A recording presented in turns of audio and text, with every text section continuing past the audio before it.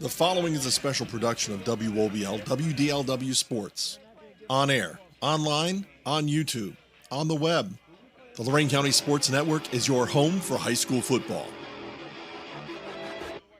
Okay, so just 2 more weeks of regular season high school football left in 2025. For some seniors on some teams, that means a total of 96 minutes of football left in their career. For others, there is a future, both in terms of this year and future college playing time, if you get there, if you make the team, and if you can stay healthy.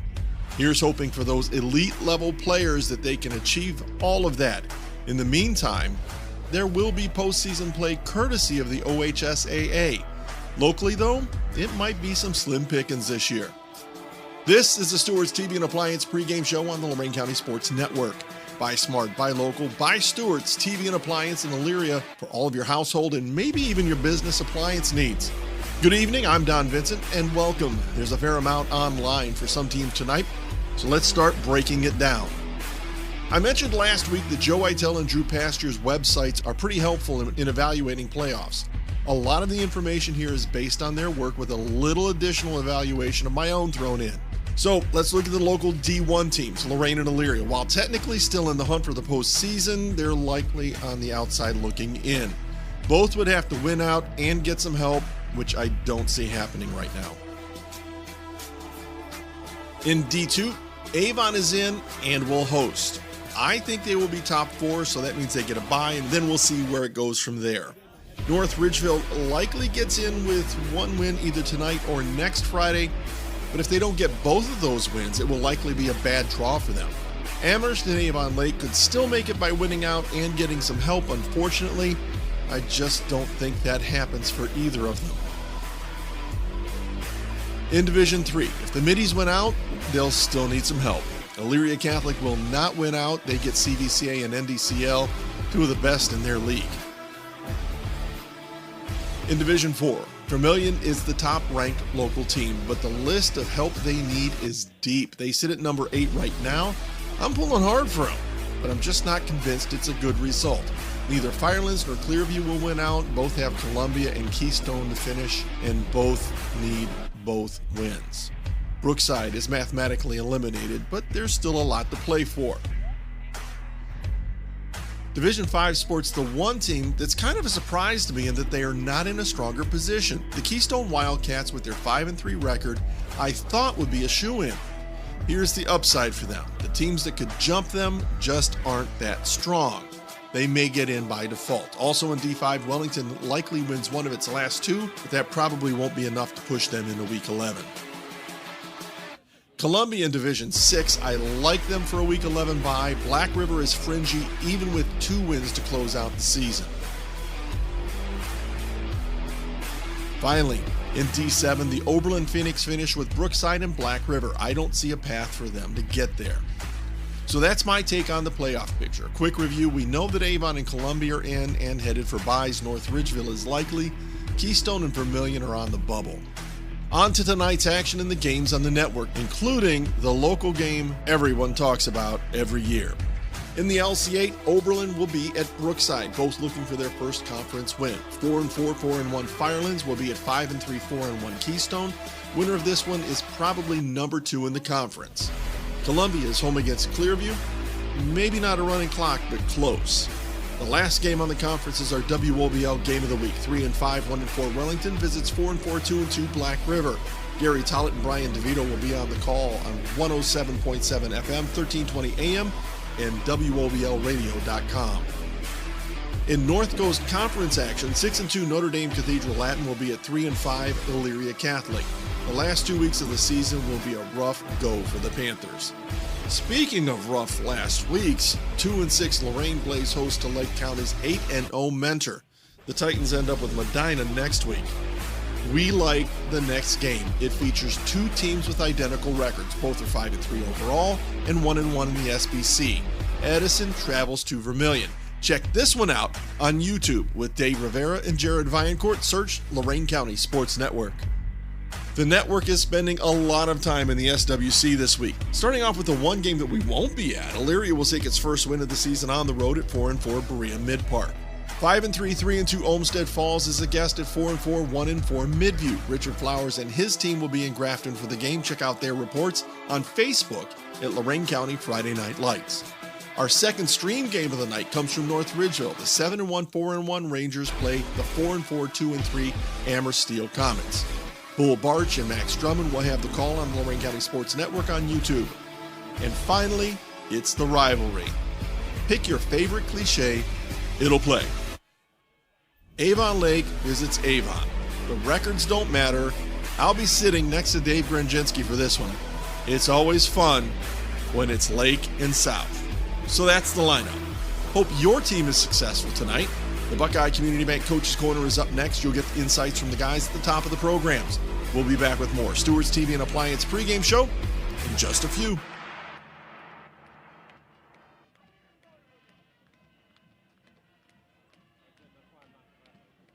Welcome into the Coach's Corner, presented by Buckeye Community Bank. Today and tomorrow, your partners for growth. Our Legacy Home Finance Game of the Week takes us to the Sandusky Bay Conference as the Edison Chargers come to town to take on the Vermilion Sailors. Joining us now in the Coach's Corner is the head coach of the Chargers, Jim Hall, giving us some time before kickoff. Coach, thank you so much. You ready for this big conference matchup tonight? Yeah, I think we are. So you guys are coming in with a 5-3 record. You've lost 2 games in a row, but very tough, competitive games. Tell us about your team so far this season, Coach. Well, I mean, we got off to a good start, which is obviously a huge part of any season. Ran into a couple injuries that kind of set us back for a bit, but our guys have rallied. We're finding ways that we can work around those injuries, so to speak, and really, I think we're starting to come together. The last 2 weeks have been tough, but we were right in those games, and had our opportunities and just didn't get it done in the end. And we understand that and take responsibility for it. And we're finding some ways to work around that. And this week, despite the 2 losses in a row, this week is a championship game because everybody in our league now has 1 loss, and the goal ultimately is to win the league. So we see this as a championship game, and our guys are going to come out and we put a good plan together, and hopefully we can get it done. You have a very experienced team led by your senior class. Talk about those guys who are experienced from that championship run you had last year and coming back to lead you this year. Yeah, I mean they've been a part of some really good teams. 2 years ago we were 9-1. Last year we were 10-0, and they were part of that, and they saw how the seniors led and what it takes. The sacrifice that it takes and the level of commitment and how you have to practice, and they saw all that, and now that they're the guys that are at the head of the line, so to speak, leading our team, they have seen how it needs to be done and what needs to be done, and I think they took lessons away from that. It's going to be a heck of a challenge tonight, and those guys know it, but we always believe in what we do and the players that we put out there. So, they understand that it's going to be a dogfight and that they have to play a full 48 minutes. Talk about offensively, Cole at quarterback with receivers like Andy Strecker, and then you have a great running game with Caden Clear and as well as Bryson Whitmer. Just talk about your offense in general, Coach, and some of the weapons you have. Well, unfortunately, Bryson's injured. He's been out since week 3. But, Ryder Cram's our fullback, and Caden Clare and Silas Perez are the halfbacks that we use. And, our running game's been the same for quite some time. And those guys are the next guys up in terms of carrying the ball and the responsibilities that go with that. Cole Limeister at quarterback has been just fantastic this year. Can't say enough good things about him and what he's done, his ability to throw the ball, his decision-making with the run game, and, just being able to keep his head out on the field and get us into the right plays and make the right decisions. He's been, I just think, outstanding this year.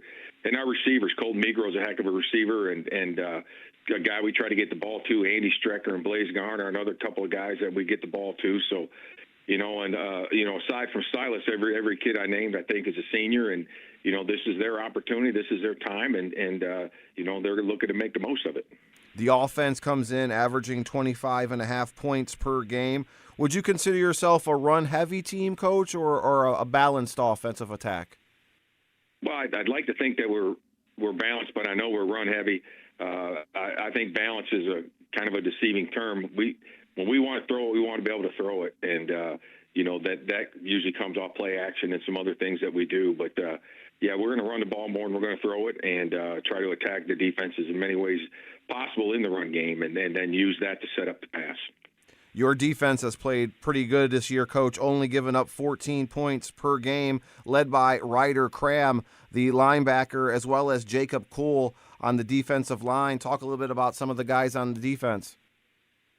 Well, I tell you, they have played really good, and that's kind of, I think, been our trademark, since I've been here is our defense, comes to play. As they say, defense travels, and you don't always get it going on offense, but as long as your defense is playing, and you're going to have a chance to win games. And if we play complementary football and offense takes care of the ball and defense gets us 3 and outs, gives us chances to capitalize on opportunities, and then we get, we have a nice opportunity. But it's going to be a challenge because, Vermilion's going to run downhill with their big back, the Coons kid. He's been a good player there for a long time. It seems like he's been there forever, but we're going to tackle really well, and it's going to take multiple efforts and multiple people to do that. But, our guys are going to be dialed in and give ourselves a chance.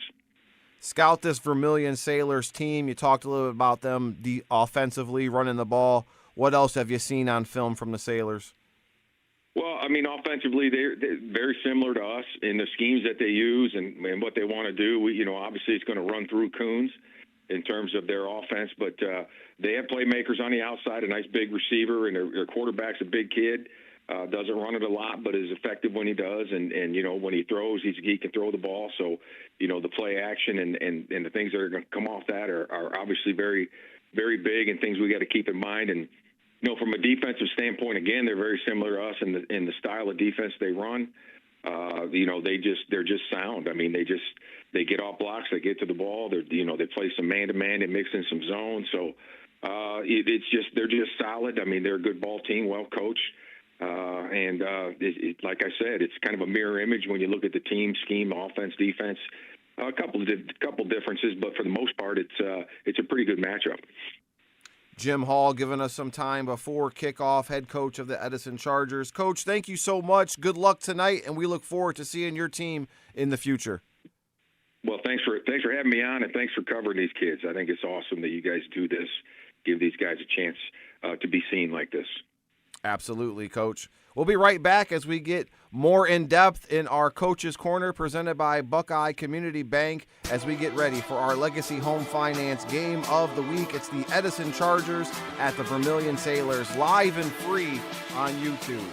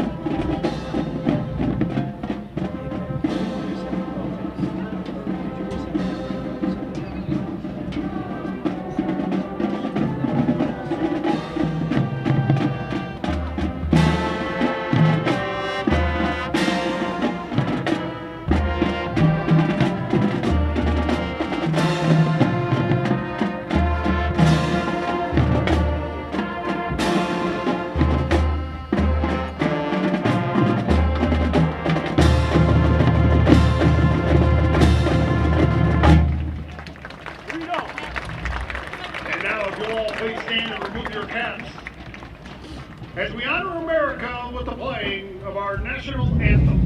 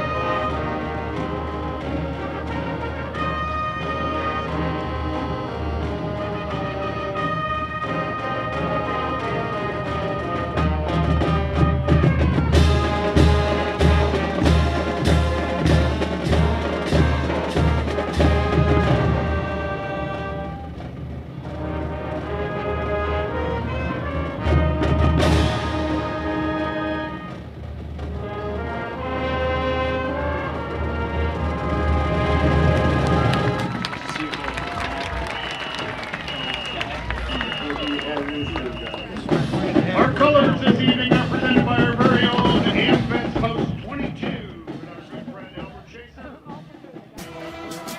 Welcome back into the Coach's Corner, presented by Buckeye Community Bank.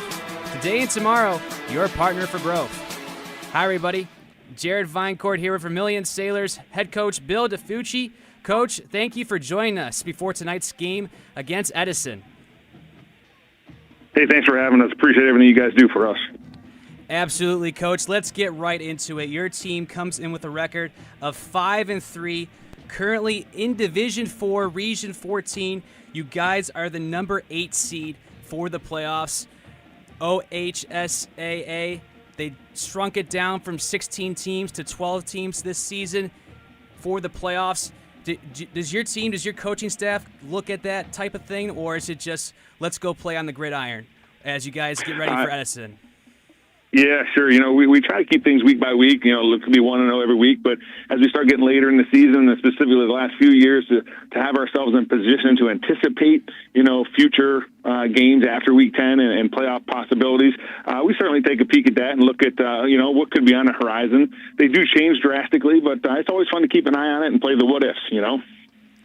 You guys have had some heart-racing games the last 2 weeks. 2 weeks ago, you faced Port Clinton. Unfortunately, you fell in that one in 5 overtimes. And then last week, you defeated Huron 28-21. Talk about those last 2 games, Coach. What did your team learn from those 2 games, and how do you apply that against Edison tonight?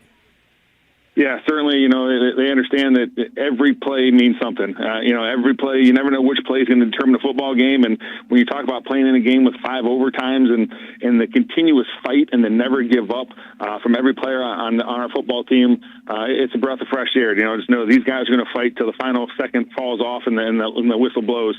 And then you're right, you know, we were down 7-0 at half, and we come back against Huron to score 28 points in the second half and really just never quit. You know, never quit, never die. And it's a great attribute to have for a high school football program.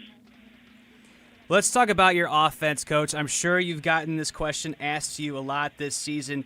Your running back, Evan Coons, has done it tremendous this season. Over 1,300 rushing yards, 15 touchdowns. He's in the running for our Golden Helmet Award.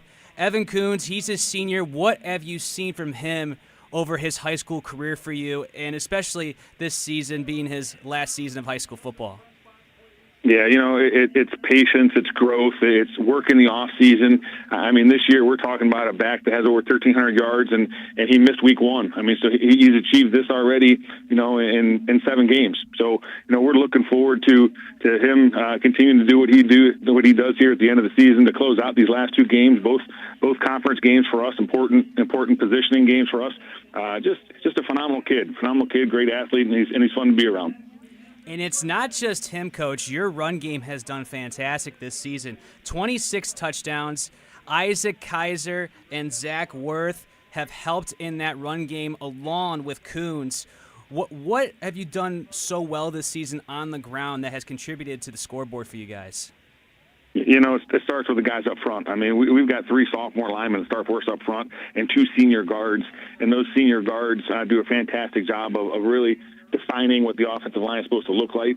Our tight end is a senior as well, and he's done a fantastic job. Those guys up front, week 1, like I said, we didn't have Evan week 1 in that running back room that we have, like you mentioned, with Zach Worth and Aiden and Isaac Kaiser, both brothers. Man, they carried the load that week and did a fantastic job, and they continue to be a focal point for our running backs when we want to go to somebody else. You mentioned Brock Myers. He's on the receiving core for you, leads the team with 20 receptions. He's averaging over 17 yards a catch. He has 2 touchdowns this season for you. What have you seen from Myers this season? Yeah, he's a dominant receiver out there. I mean, we pride ourselves on running the football out here, but we also have to loosen the box at times when they want to try and concentrate on stopping our run game. Brock on the outside, and we got guys like Micah inside and Chase and Joe Schaub inside. Those guys do a great job of giving us a weapon on the outside that will help us loosen the box when teams just want to concentrate on stopping that run game.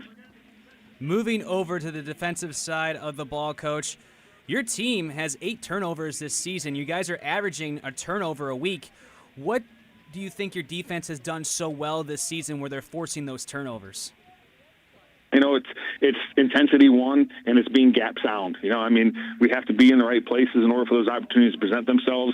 And when our linebackers and our D-line are doing a good job of giving pressure on the front end, and the back end is where they need to be in coverage, whether it be zone or man, that's when you're in a good position to have turnovers fall in your favor. 2 of those turnovers coming from Aiden Kaiser. You mentioned him a little bit earlier.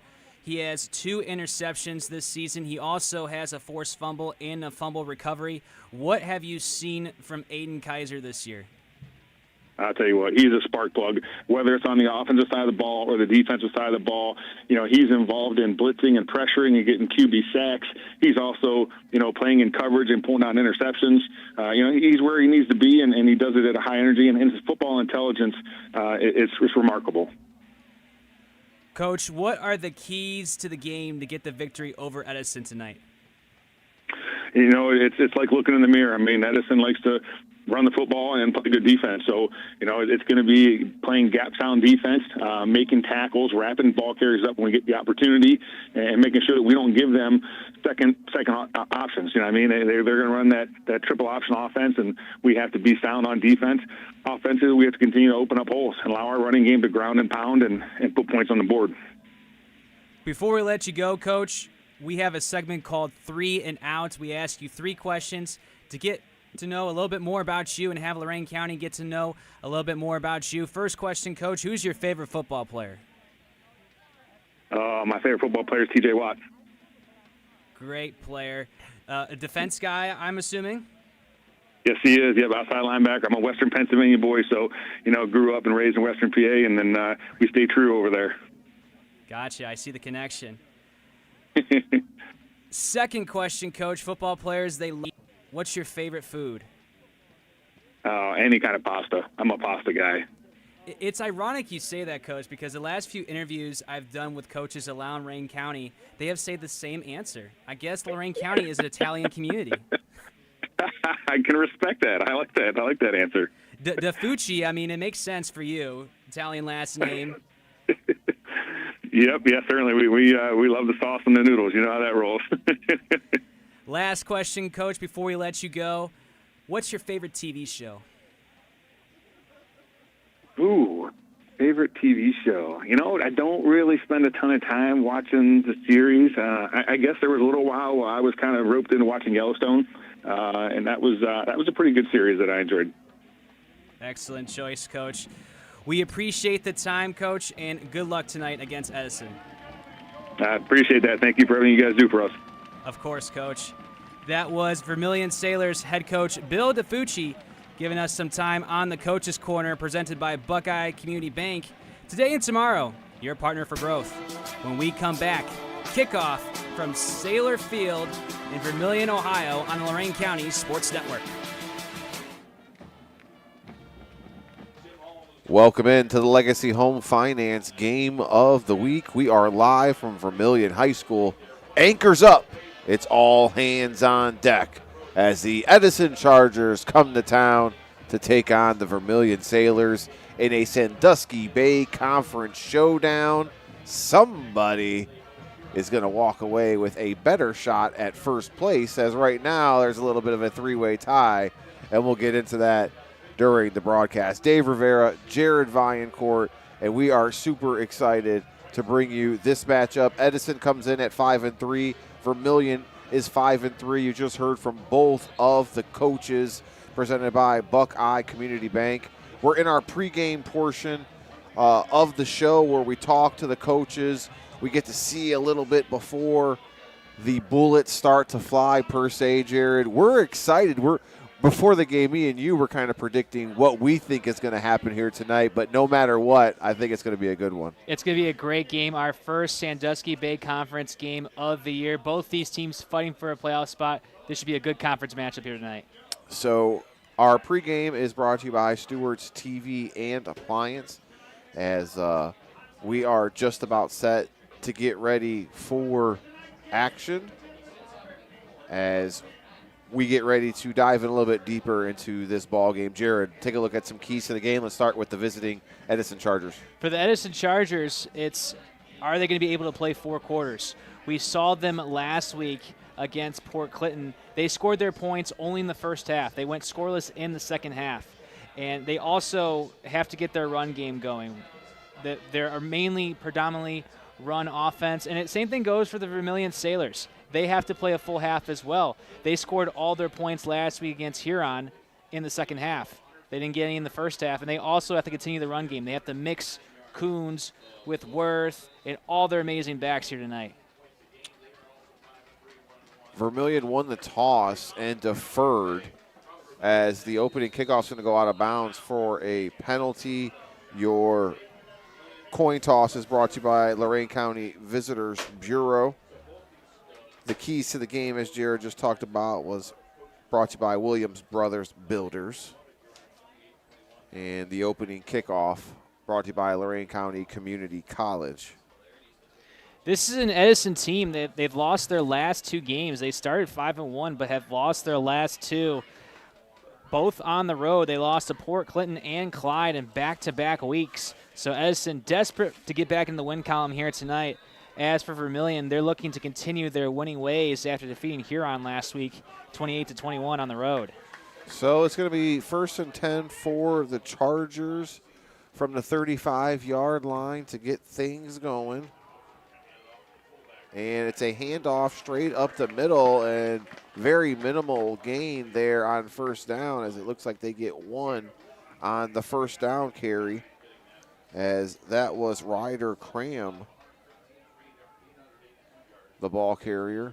Ryder Cram, he's done a lot for this Edison Chargers team this season, especially defensively, taking over for the injured Bryson Whitmer. He hasn't played in a couple of weeks.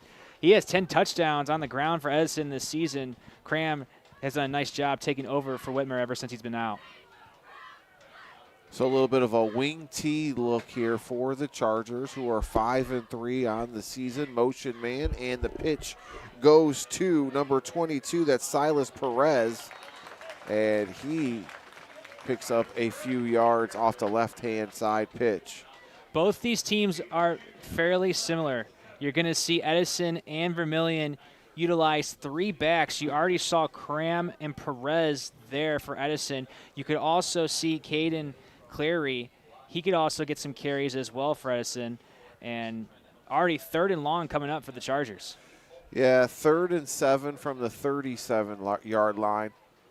Leymeister is your quarterback. He's going to drop back. He's a lefty, throws his first pass of the night, and it's a nice pass, incomplete, even though it was hauled in by number 10, Colton Migro. It's going to be no good, and it's going to bring up a punting situation for Edison on their first possession. It looked like Migro had control. Yeah. And kept both feet in bounds. We had a great look at that. We had a great look. We're on the near sideline here at Sailor Field. It looked like he had full control and 2 feet in, and a 3-and-out to start for the Chargers. So Cole Leymeister is the punter as well.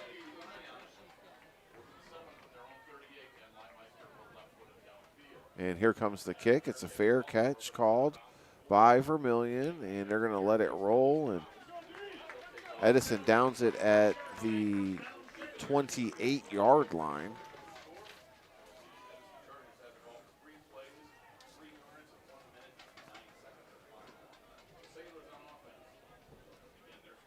So Vermilion gets their first crack at the ball now. Vermilion, they struggled a little bit last week in the air against Huron. They had 2 interceptions. Drake Hooks, he has 4 interceptions on the season, the quarterback for the Sailors. He's looking to change that here tonight. 48% completion rate. So Drake Hooks is your quarterback. Handoff up the middle, and big gain on the first down. That's Evan Coons as he puts his head down and gets close to a first down marker. It's probably a pickup of about 9 there. Evan Coons, he's been fantastic this season coming into today. Over 1,300 rushing yards, 15 touchdowns, averaging over 10 yards a carry. And he didn't even play in week 1 against Margaretta, and he's in the running for our Gold Helmet Award. That's right. He's done fantastic this season for the Sailors. Second in the county in touchdowns, first in the county in rushing yards. 2nd and 1 now. Hooks, handoff to Coons off the right-hand side, puts his head down, gets the first down, and he is stopped by Edison's number 11. That's Brody McFadden. This run game is so great for Vermilion. Coming into this, they have 25 rushing touchdowns. You have Coons, you have Zach Worth, you have both Isaac and Aiden Kaiser that can run the ball for this Sailors offense, and they have a great line up front. They had 3 sophomores starting on the offensive line for the Sailors, and Coach Stefucci has credit to the line to their running success. First down for Vermilion and Coons again. This time we have a penalty flag thrown. It's our first of the game, and it's going to be an offsides on Vermilion. So Vermilion's going to go backwards on this play with the false start penalty. With the conference matchup, playoff spots on the line here tonight, you don't want to have penalties like that cost you extra yardage. Not a good penalty to start for Vermilion.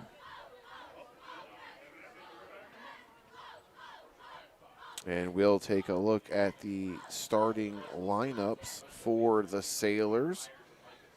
And your starting lineup is brought to you by Gehrings Tavern. Left tackle, number 79, Trenton Garcia. Left guard, number 56, Chad Ellis. Center, number 62, Trey Colahan. Your right guard, number 50, Sean Brownell. And right tackle, number 74, Luke Richardson. Wide receiver, number 1, Brock Myers. Quarterback, number 5, Drake Hooks. Running back, number 41, Evan Coons. As Coons is the man in motion here. Hooks gets it and gives it. And that's going to be to Isaac Kaiser. But I think it's going to come back on another false start by this offensive line from Vermilion. Isaac Kaiser is the other running back to go along with number 82, Aiden Saunders at tight end, and number 18, wide receiver Micah Smith. So we'll see what this penalty flag is. It's going to go back again on Vermilion. Back-to-back penalties there, Jared. 1st and 20, not the start you want for Vermilion on their first offensive drive of the night. Let's see if they can make it up. Your starting lineup for the Edison Chargers at defensive end, number 55, Jacob Poole. Nose tackle, number 53, Colton Collins. Defensive end, number 77, Chaz Smith. Hooks, handoff, and that is to Coons, who's bottled up in the backfield. And he is stopped by Colton Migro and Brody McFadden as well. Outside linebackers, they run a 3-4 defense. Number 8, Caden Clear. Number 40, Ryder Cram, who leads the team in tackles. Number 11, Brody McFadden, who was in on that play. Outside linebacker, number 57, Tristan Weatherall. Cornerback, number 2, Andy Strecker. Safety, number 4, the quarterback is Cole Leimeister. Safety, number 10, Colton Migro. And quarterback, number 3, is Blaze Garn. Hooks drops back for his first passing attempt of the night. Got plenty of time. Drops and lets it fly across field and should have been caught as it's incomplete, intended for Coons. Coons was wide open over the middle of the field. Drake Hooks, I don't think he got that throw angle that he would have liked scrambling out of the pocket. Should have thrown that a little bit sooner. Coons not able to come up with it, and it brings up 3rd and long for the Sailors.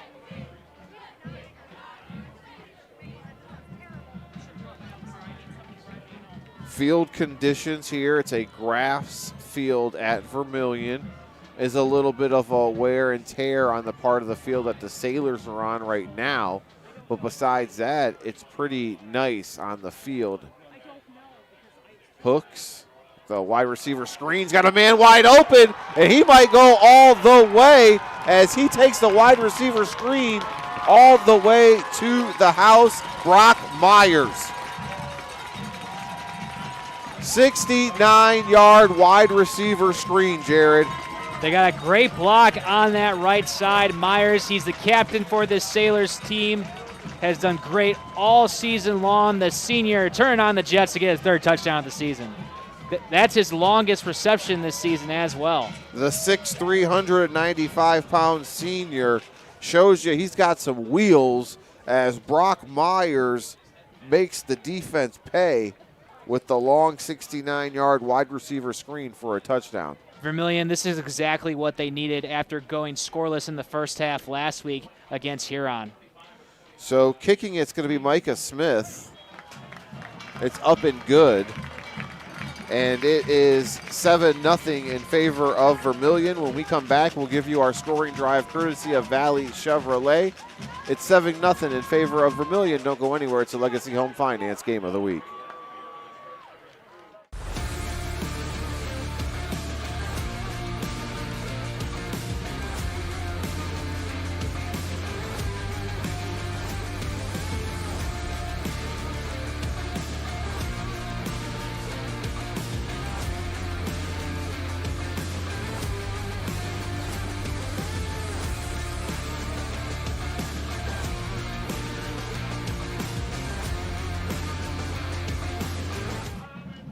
Your Valley Chevrolet scoring drive looks like this. 6 plays covering 72 yards, taking 2 minutes off of the clock, capped off by a 69-yard passing touchdown from Drake Hooks to number 1, Brock Myers on the wide receiver screenplay.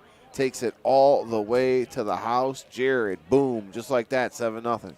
Great speed from Myers, and after the 2 penalties pushed Vermilion all the way back for 3rd and long, Vermilion is able to overcome the penalties and capitalize on their first offensive drive for their first lead of the ball game. Micah Smith is going to kick off for Vermilion, and it goes into the end zone for a touchback. As we get you the starting lineups for the Chargers offensive line, brought to you by Gearing's Tavern in Grafton. Left tackle, number 72, Joel Smith. Left guard, number 61, Connor Goodwin. Center, number 55, Jacob Kuhl.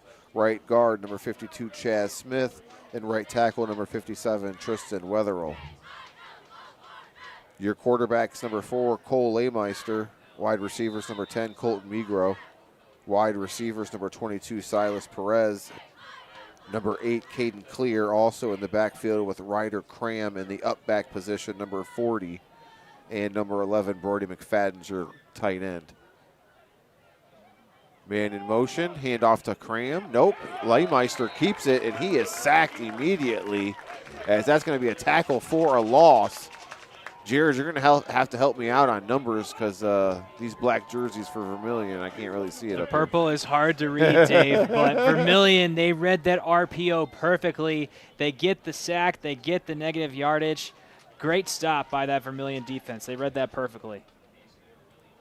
So they lost 2 yards on the run play from Leymeister.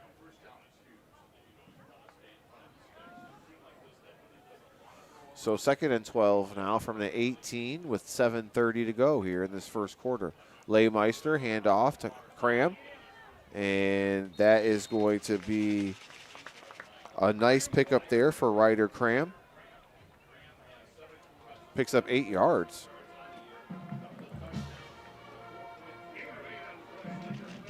Cram, another guy, big guy, 6 foot, 190 pounds. You heard from head coach Jim Hall on the pregame show. This is a big senior class. Yeah. Cram is one of them. and has been doing great in the absence of Bryson Whitmer. Their experience, Jared. I was talking to Coach in the pregame. They went 9-1 2 years ago, 10-0 last year in the regular season. So this year is actually a down year for Edison at 5-3. This is a year where Edison should still get in the playoffs. In Division 5, Region 18, they're currently the 7th seed in the playoffs. Sir. Yep. Vermilion in Division 4, Region 14, they're the number 8 seed in the playoffs. This is a big game, not only for a possible conference championship, but also for a possible playoff spot as well. So gain of 3 there. It's going to bring up a 4th and 1.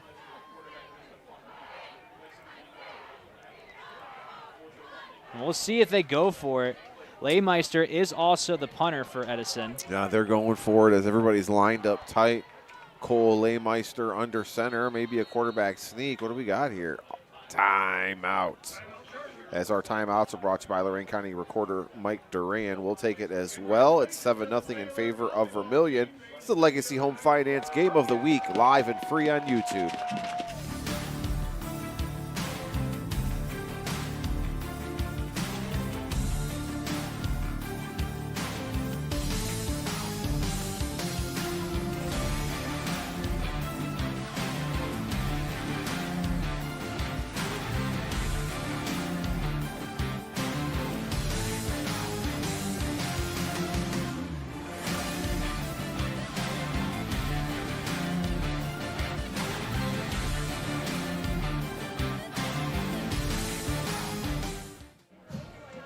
Big 4th down here for the Chargers. Jared, what was the timeout talked about from head coach Jim Hall? I think this is simply going to be a quarterback sneak for Leymeister. They just have to make sure they have the blockers in front. I think the Chargers are going to bring an extra blocker on this. We'll see. 4th and 1 now.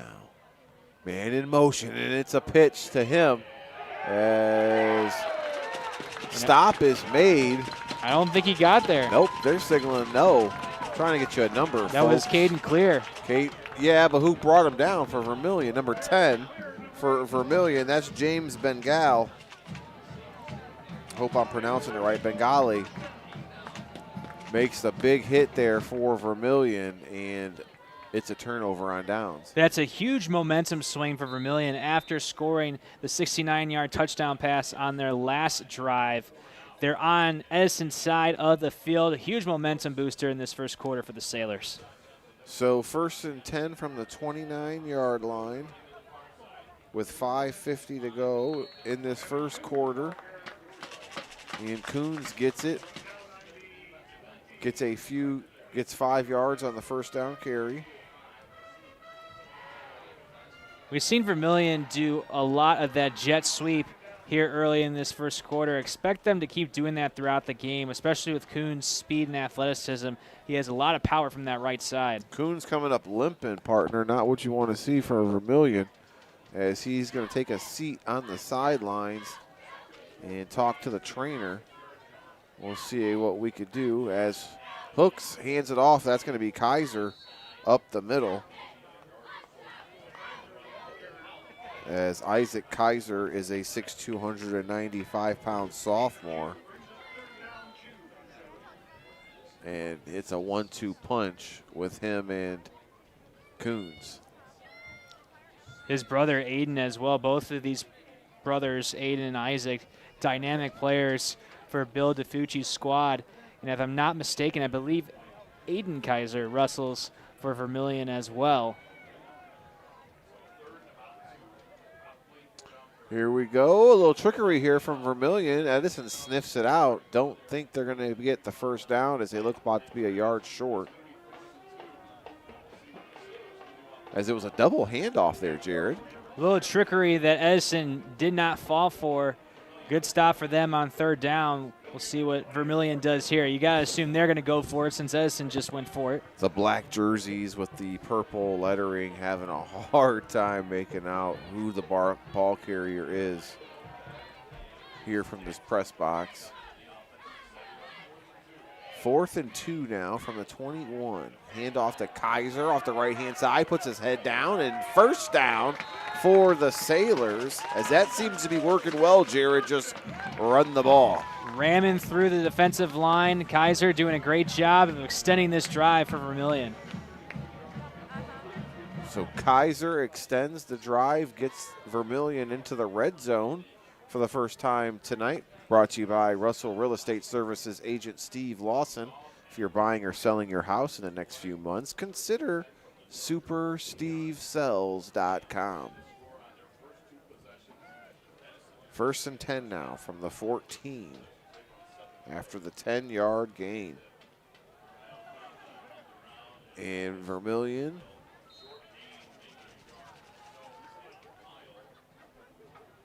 and that is a gain of a few, as that's Joe Schaub on the carry, number 3. Joe's a senior, 6 foot, 165 pounds.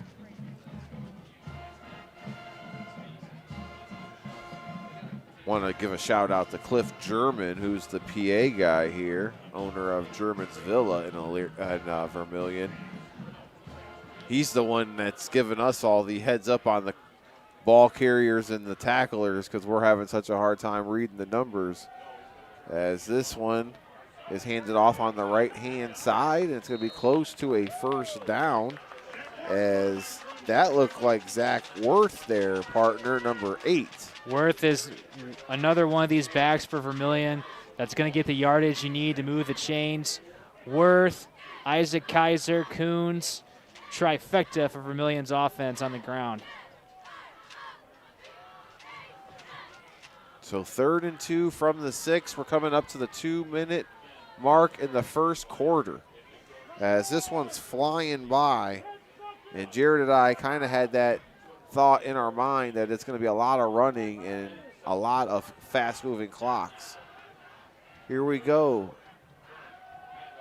Handoff up the middle, close to a first down, but we're going to wait. Yep, they're moving the sticks. I think that's Worth again, Jared. I do believe that was Worth. He's gotten the ball the last 3 times. I apologize trying to spot out these Vermilion Sailors. Vermilion continuing right where they left off from last week against Huron, just excelling on these first 2 offensive drives. Yeah, it'd be crucial if Vermilion can score here twice in the first quarter. Hand off up the middle, that's Worth, and he's going to pick up a few yards and be stopped. Worth, another senior for Vermilion, coming into this one, just averaging over 5 yards a carry. Has 2 touchdowns on the season. 5'8", 165 pounds, trying to punch it into the end zone. Worth got 2 yards there. 55 seconds left here in this first quarter.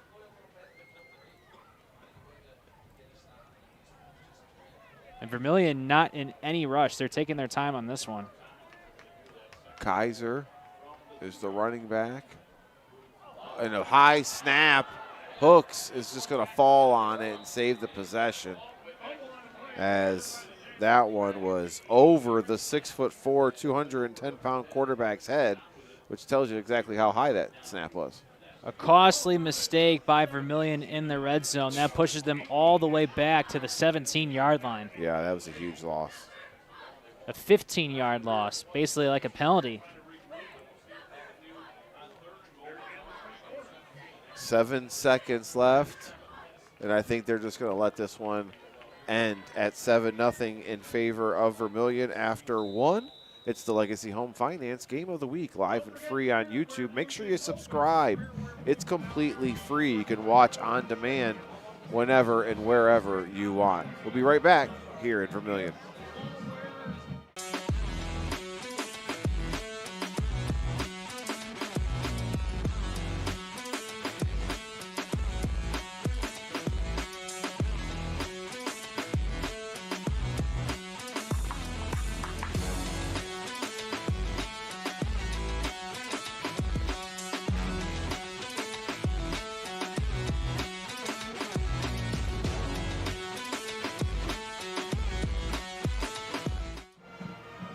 Nothing in favor of the Sailors, and they are threatening once again, as they just had a huge penalty on the high snap, losing 15 yards, taking them out of the red zone. Well, they're still in the red zone, but they're at the 17 compared to the 2, Jared. And if they don't convert for a touchdown, Micah Smith, their kicker, is just 1 for 3 on field goal attempts this season. His longest field goal is 29 yards. If Vermilion was not able to get any yards on this third down play, it'd be a 34-yard field goal for Smith. Thank you for tuning in tonight. It's week 9, ladies and gentlemen. Both of these teams are right now qualified for the playoffs if they were to begin today, but you know that that's not happening. So this game is very much a high-stakes game. Hooks drops back, got a man. It's complete and caught from the 2-yard line. Aiden Kaiser. Aiden Kaiser is knocked out of bounds. He's the guy with the Guardians cap, and he shows you a little speed on the outside.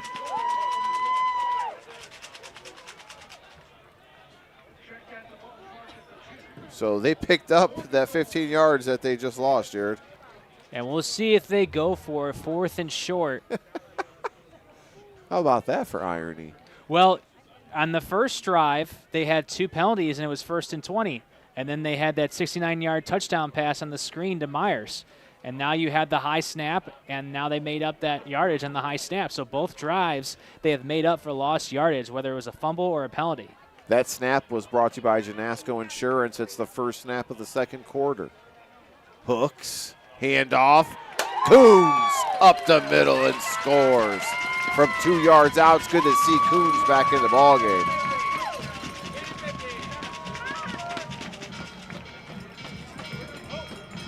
$13-0 Vermilion. So Coons was battling a little bit of a leg injury in the first quarter. Good to see him come back in and shake it off. Is that a Taylor Swift reference? Yeah, it could be. I just thought of that because Travis Kelce went to Cleveland Heights. We had Cleveland Heights a couple weeks ago. Let's see. Coons is looking at us up in the press box as this one is a botched snap, and Hooks throws the interception away. So extra points no good. It's going to stay at 13-0 in favor of Vermilion. We'll take a quick break. Let me get my scoring drive ready for you as Vermilion leads 13-0 Legacy Home Finance Game of the Week.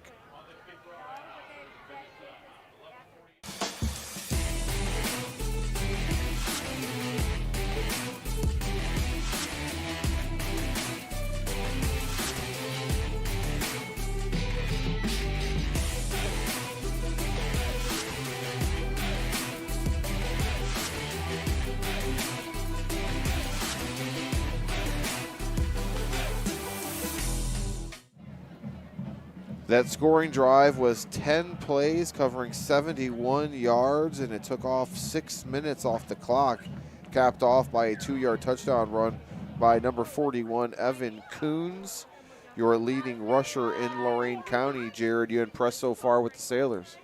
Their offense has been tremendous on their first 2 drives. They're not wasting any time. And the best part for the Sailors is they get the ball to start the second half. So everything is working right for Vermilion here in this first half. They got a huge 4th down stop as well on Edison's last offensive drive. Edison on their first offensive drive went 3 and out. Everything's clicking on all cylinders for Vermilion. So let's see if Vermilion is able to keep the momentum going as Micah Smith will kick things off for the Sailors, up 13-0.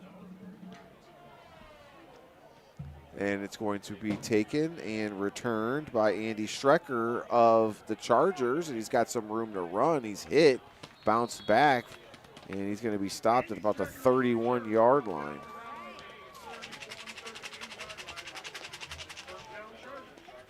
Andy Strecker, another senior for this Edison Chargers lineup. Even though he's not in the starting lineup tonight, he could be a threat on the receiving core for the Chargers. Keep an eye out for him. He's got 3 touchdowns up to this point. So with 11:39 left to go in the second quarter, Edison gets their 3rd possession from their own 32-yard line. Cole Leymeister is the quarterback. And handoff is going to be taken and stopped at the line of scrimmage. Let's see who that ball carrier was. That was it Clear? Clear again. So Caden Clear, number 8, was the ball carrier. And I think he gets back to the line of scrimmage, but that's it. He hasn't done well for the Chargers up to this point tonight. 2 carries and no yards. So Edison, 2nd and 10 from the 32. Leymeister drops back, lefty, throws, got a man. It's caught, as that is Colton Migro, who looks like a player out there, Jared. 6'4", 185, senior. Migro on man coverage against Drake Hooks, the linebacker for Vermilion, and Colton Migro just beats him outright. Good catch, good reception to give Edison the first down. Yeah, it's a gain of 10 from number 10. First down for the Chargers. That's the first completion for Leymeister tonight. That's the first down partner for the Chargers today. Handoff up the middle, and big hit delivered, as that is Ryder Cram, putting his head down and getting another good run close to first down. You're gonna see they're moving them. You're going to see a great block on that left side from the left guard, Connor Goodwin, the sophomore, 6'1", 175 pounds, creating that hole for Cram to move the chains for Edison. Yep, back-to-back 10-yard gains for the Chargers as they move the sticks. So Vermilion has got to do something here defensively. Leymeister. Cram, handoff to the up man off the right-hand side, and he's stopped. Gets brought down by a few Vermilion Sailors. Going to give Cram 4 on the run.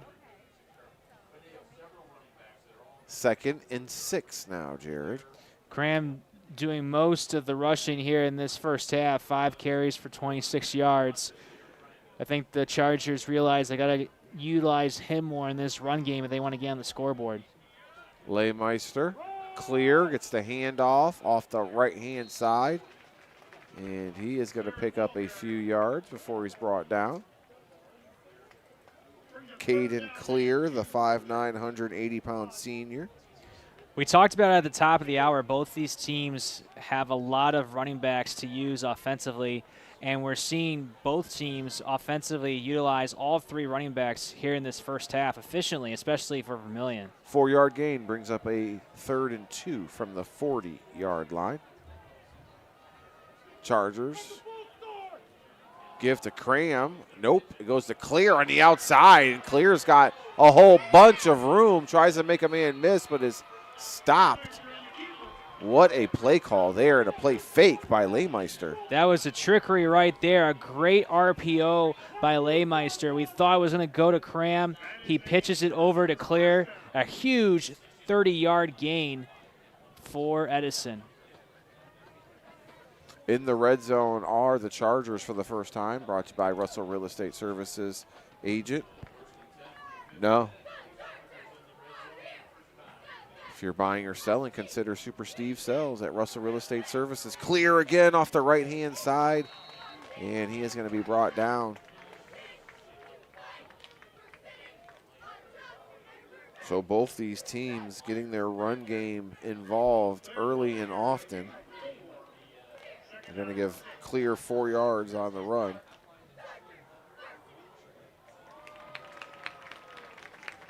Edison, they already have 60 yards of rushing compared to Vermilion's 26. And Vermilion is already up 2 scores. You wouldn't expect that from the numbers coming into this one. Handoff to Cram up the middle.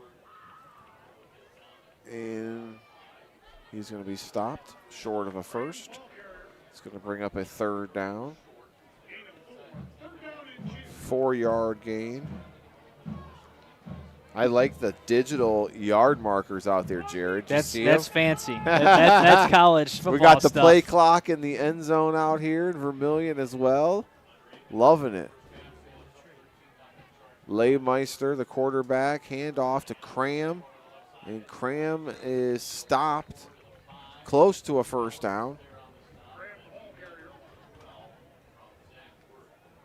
And I think they're going to mark him just short. Gain of 1. We saw Vermilion have a huge 4th down stop last time on 4th and short. Let's see if they can do that again. This time, pinned back in their own end zone. Let's see if the Sailors can make a stand. Anchor down, all hands on deck. That was the motto that the kids ran through during the pregame tunnel. Up man, Cram is going to pick up the first down. Not a touchdown, but close to it as he's about a yard short. They ran with that same play where Caden Clear got that huge 25-yard gain. Instead of pitching it to Clear to the right side as he's in motion, this time they give it to Cram, and he's able to pick up the first down. So it's a 1st and goal scenario from the 1-yard line for the Chargers. Leymeister, man in motion, Cram the up man, and Cram should be in for the touchdown. Yep, from 1 yard out. That's Ryder Cram with his first touchdown of the game. They ran that same play once again on back-to-back play calls. Cram takes it in for the touchdown, and Edison gets on the scoreboard. So closes this gap a little bit as it's now 13-6.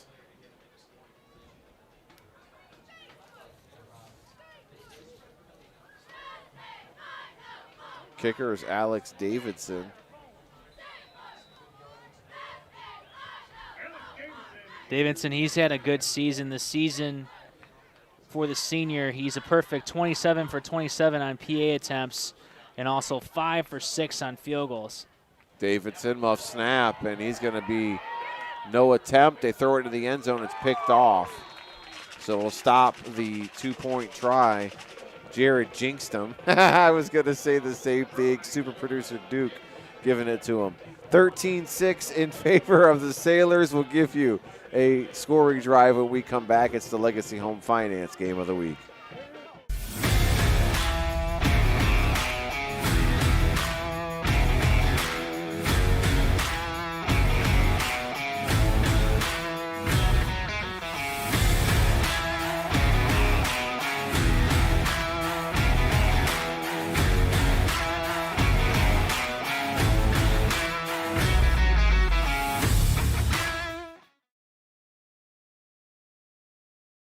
I'm not sure who it was.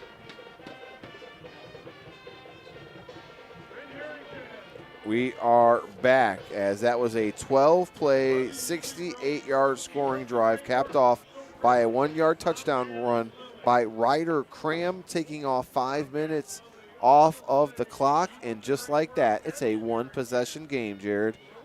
And that's fortunate for Vermilion that Jacob Kuhl, who took the snap on that extra point, was not able to field it cleanly to keep this a 7-point ball game. Both teams have had a few struggles with the snaps here tonight.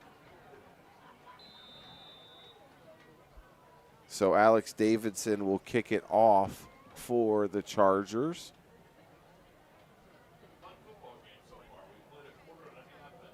And the kick is up. It'll be returned by Vermilion. As get you a number on that. Brought down by a gang of Chargers. That's Micah Smith there for Vermilion, who returned it, the sophomore, who also handles the kicking duties. It's going to set up Vermilion 1st and 10 from their 27-yard line. Vermilion, they've been a perfect 2 for 2 today offensively, and they're looking, I would say, with their run game, with all the great backs that they have, they're trying to run this clock out to halftime with the score, because the Sailors, they get the ball to start the second half as well, so they want to take their time with this drive. And a pass, and that is going to be back to Myers, almost the same exact play, that wide receiver screen, and Brock Myers almost split him again, Jared. He only had 2 men to beat, The second man was able to tackle him, or like you said, Dave, we would have had an instant replay, but in the other direction for Vermilion. He has great speed. Myers, once he catches the ball, almost went through the seams right there for another score. He's a captain for this Vermilion Sailor team, 6'3", 195 pounds, as he's already got a 69-yard touchdown reception today off a swing pass just like that one. Hooks, handoff. That's going to be Coons. And Coons is going to pick up a few yards there on the gain.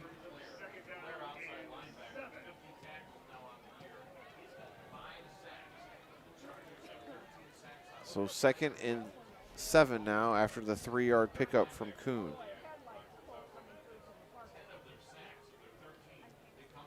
Vermilion doing well on this drive and trying to milk that clock.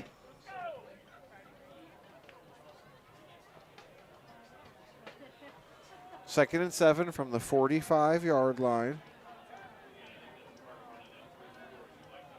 Hooks, rolls, throws, Meyer again, and he is wrapped up immediately as it looked like Cole Leimeister, the quarterback out there playing defense as well, makes the play. Hooks, he hasn't thrown the ball a lot today, just 4 for 5 for 102 yards with the touchdown pass. Besides that one play, big play to Myers, he's been quiet in the pocket for Vermilion. Hooks is a big kid, only a junior, Jared, 6'4", 210 though. Hand off up the middle to Coons. He's got room to run. He runs over the referee and gets the first down, as I think we can give credit to the guy in stripes for making the tackle. Yeah, I was going to say, if Coons doesn't run into the referee, he definitely gets more yardage and possibly gets into the end zone as well with his amazing speed and athleticism. So big run there from Evan Coons. It's another first down for Vermilion.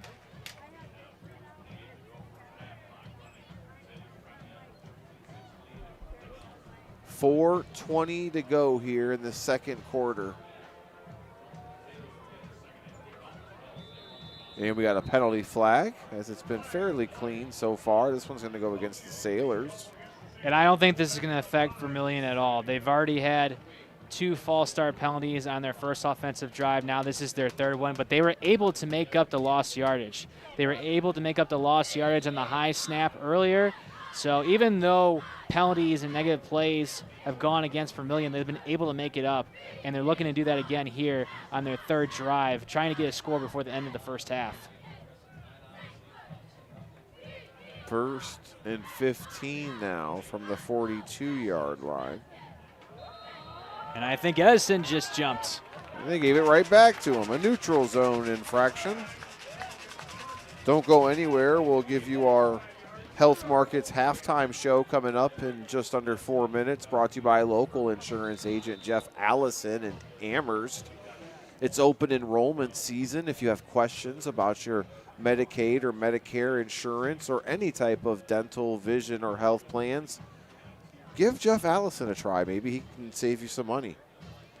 On the left side of the line for Edison, Jacob Kuhl committed that offsides. Evan Coons burst off the right-hand side, and he's brought down by Leimeister, who might have saved the touchdown right there from Coons. As he gets a head of steam, and it's hard to bring him down. It's like a freight train. Instead of the freight train going into the tunnel for the Vermilion Sailors, it's a pirate ship going into the waves of the ocean. It was a pirate ship. Second and 2 from the 29-yard line. You like that analogy, don't you, Duke? Hopefully everyone else did. Coons is the man in motion. Handoff. That's going to be the Kaiser. And he puts his head down for a first down. Good thing he's got that guardian cap leading the way. Isaac Kaiser with the first down. What's crazy about Isaac Kaiser, he's a sophomore. His older brother, Aiden Kaiser, is a senior. And Isaac Kaiser is taller and heavier than Aiden. Yep. Which, just how the genes work sometimes, yeah, man. I don't know. Maybe Aiden Kaiser grows a little bit slower than Isaac Kaiser. I'm not sure. But Here we go. Hooks, handoff to Coons off the right-hand side. He's weaving and bobbing, and he gets close to another first down again as Vermilion now just milking the clock before half. And we're getting to the 2-minute mark here of the second quarter. this is exactly the strategy that Vermilion wants. They want to milk the clock. They want to get a score before the end of this first half. And they still have 3 timeouts. So they can take those timeouts if they need to with 1:45 and counting here in the first half. 2nd and 2 from the 18. Handoff. Coons again off the left-hand side. Little jump cut and puts his head down for a first down. They're going to move the sticks again. As Evan Coons is just warming up right now, Jared. He's already got 54 yards in this first half. We saw him last week against Huron. He had 3 touchdowns, over 200 yards of rushing, continuing to be a workhorse for this Vermilion Sailors offense. Excuse me. Gain of 4 there for Coons. Handoff off the right-hand side, and he is stopped after a gain of 5. Vermilion wisely taking their first timeout of the half. Some clock management now going to come into play with 1:08 to go. It's 2nd and 6 from the 10-yard line.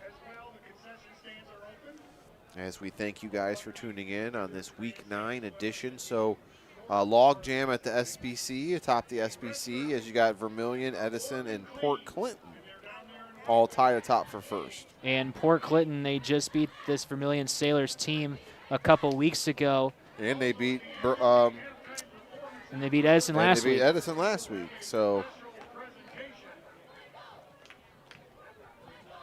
both teams qualified for the playoffs right now, as Chargers at a number 7 spot in D5, and Vermilion's in a number 8 spot in the D4. Vermilion, they had a great run last year making the playoffs, and they're looking to do that again this year and go even further than last year. But they got to take care of business here tonight against Edison. I want to thank Athletic Director Andy Stillman for making us feel at home today and letting us come cover the Shoremen for the Sailors for the first time. Hand off to Evan Coons. And Coons is going to be brought down by a whole bunch of Chargers. That's a huge stop for this Chargers defense. Vermilion, they're going to have to hurry here. They have under 50 seconds remaining. They still have 2 timeouts, and they're not in a rush right now. Looks like a little miscommunication on the sideline with Bill DeFucci. Do you pass here, Jared? Do you run here? What's your play call? I think they're going to pass now with All how right. much time they've taken to get a playoff. Nope. Now they're going to call a timeout because they've wasted the time. That's not exactly what Bill DeFucci wanted. Like you mentioned, there needed to be a little bit more sense of urgency before they were getting out there to get that play off. And now it's going to cost them a timeout with 32 seconds left here in this second quarter of play. 13-6, but Vermilion is threatening again here on the 10-yard line. We're debating now, do they throw the ball? Do they run the ball after the timeout being taken? They had 3 wide receivers lined up on the left side, so I do think they are going to pass here. The question is, what type of pass are they going to have? Are they going to go back to that screen pass and get some blockers out in front? Which has been their best, one of their best offensive pass plays That's today. pretty much all they've done today. They've only thrown it 5 times. They've had a few screen passes that have worked for them. They've had a couple of out routes, but other than that, it's all been on the ground. And I think this is going to go back to Myers. You see him on that left side on the far sideline. I think he's going to get the screen pass here. And it is a screen pass again to Myers, and he breaks the tackle, but it's going to be coming back. It looks like a block in the back, right, Jared? Yes, a block in the back on Vermilion on Zach Worth. Which is too bad because Brock Myers is a weapon on the outside, ladies and gentlemen. And we're going to get this one wiped off the board after the penalty flag. And they call it holding, so I don't think Zach Worth committed the penalty. I think it was someone on the offensive line for Vermilion. And that's not what the Sailors want, as time is nearing closer to halftime here in this first half. And Edison, even though that play did not count, they have not been able to figure out the screenplay here today from Vermilion. That's a halftime adjustment they're going to have to make in the second half if they want to come back and win this ball game. So 3rd and 16 from the 21. And it's going to be incomplete there as Hooks was all under pressure there and just lets it fly, which is a good thing. He tried to get over to Evan Coons on the sideline, but Coons wasn't even looking at him, so they had a little bit of miscommunication right there. And also, in the middle of the field for Vermilion, you had Jeremiah Lopez wide open through the middle of the field, but Hooks decided with the pressure that was applied to him as he was rolling to his right to go to Coons. A dangerous pass there. He's lucky that ball didn't get turned over. 4th and 16 from the 21-yard line. And we have a timeout being called by Jim Hall and the Edison Chargers. We'll take it as well. Right here on the Legacy Home Finance Game of the Week, it's 13-6 in favor of Vermilion.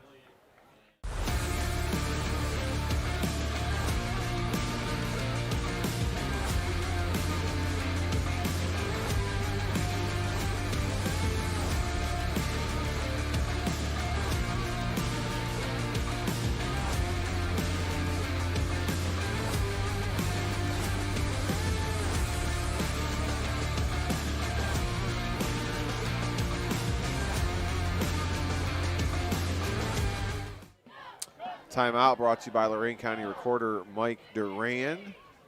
Called by the Chargers. I think they wanted to see exactly what Vermilion was going to plan on doing here on this 4th down. I think Vermilion, they're going to go back to that screenplay on the left side to Myers, but you also have to put into consideration Micah Smith, the kicker for Vermilion. He's 1 for 3 on field goals this season. His longest is 29 yards. This would be a 34-yard field goal. Same play, wide receiver screen, Drake Hooks again. And it is complete, and Brock Myers all the way down to the 1-yard line. Wow. Ran to perfection there, Jared.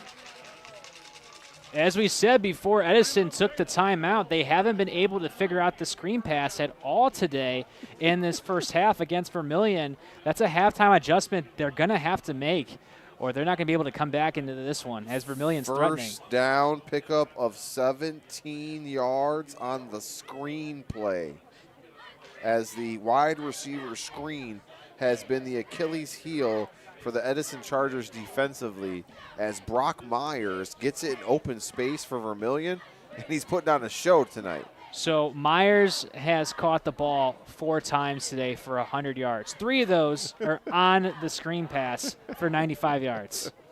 One of those for a 69-yard touchdown pass. Congratulations, Brock Myers. Keep it going, young man. 1st and 3 from the 3 with 12.9 seconds to go. Vermilion out of timeouts. Yeah. Edison just has 1. Here we go. Drake Hooks rolls and throws, and it is intended for Brock Myers, but going to be incomplete. So that's going to be now 9 seconds left on the clock. If it ain't broke, don't fix it. I think you go back to that screen pass on the left side. And as the crowd dismay, yelling, "Why is Brock Myers coming out right now?" Is what our You love the Vermilion faithful. Is what our crowd mic just picked up loud and clear. It's the $1 million question, folks. Because they're giving it to Coons probably, or Kaiser. There you go. Nope. Drake Hooks is going to throw and pass. Incomplete again. So 5.7 seconds left, and it's 3rd down for the Sailors. They try to give that to Joe Schwab over the middle of the field in the end zone, but again, miscommunication just wide right on that throw by Hooks. And 3rd and short Want to try to convert here, and it looks They're like gonna Vermilion's kick going to it. go for the field goal. Which I'm surprised. Micah Smith out to kick it. And the kick is up and good as Micah Smith makes it there, Jared. And it's going to be adding 3 more on the scoreboard with 2 seconds left. That's crucial for Vermilion. You want to come out with some points on this final drive before going into halftime, getting the ball to start the second half. And How many yards was that, Jared? I do not know. It was at the 3-yard line, so if you do the math, it was a 20-yard field goal. There you go, buddy. Math is hard.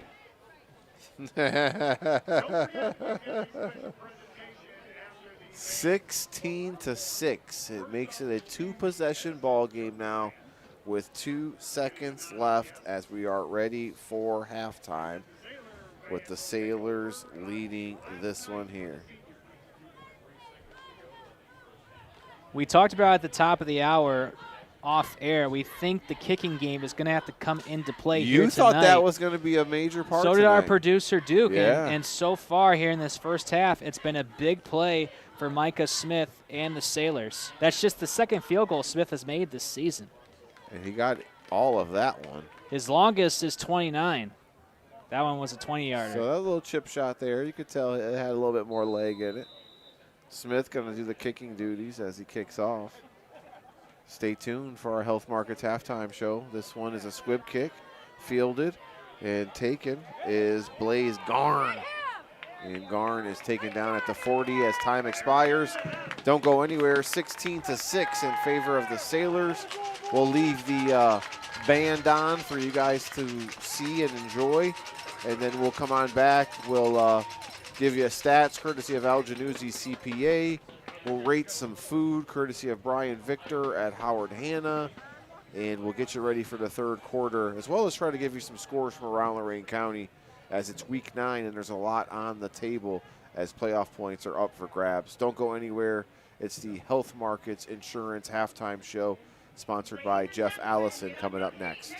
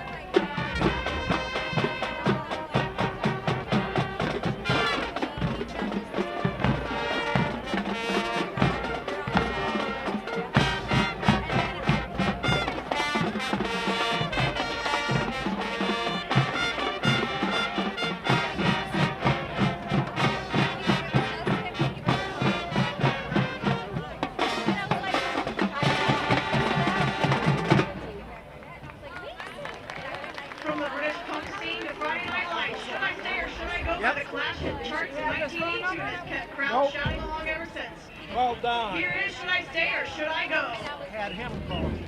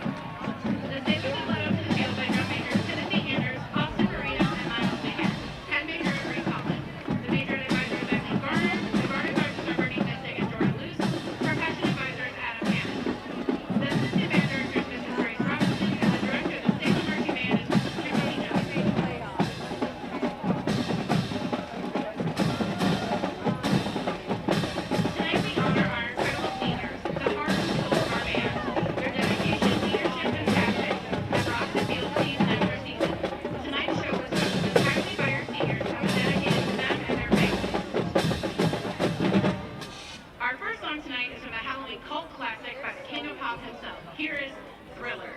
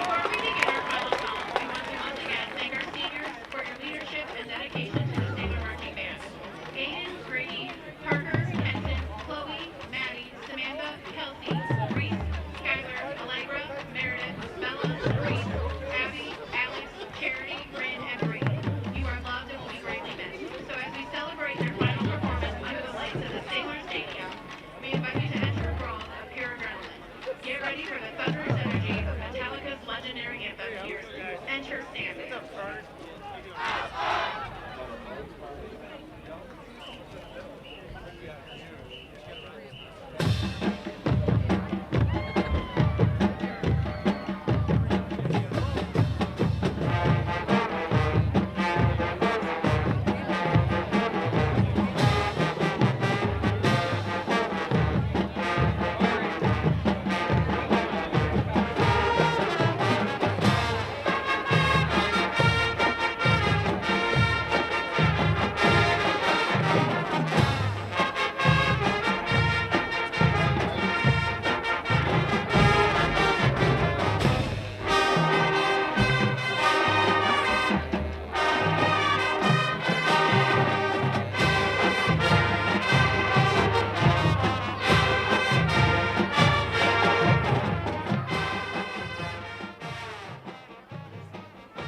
Welcome in to our Health Markets Insurance halftime show brought to you by local agent Jeff Allison out in Amherst.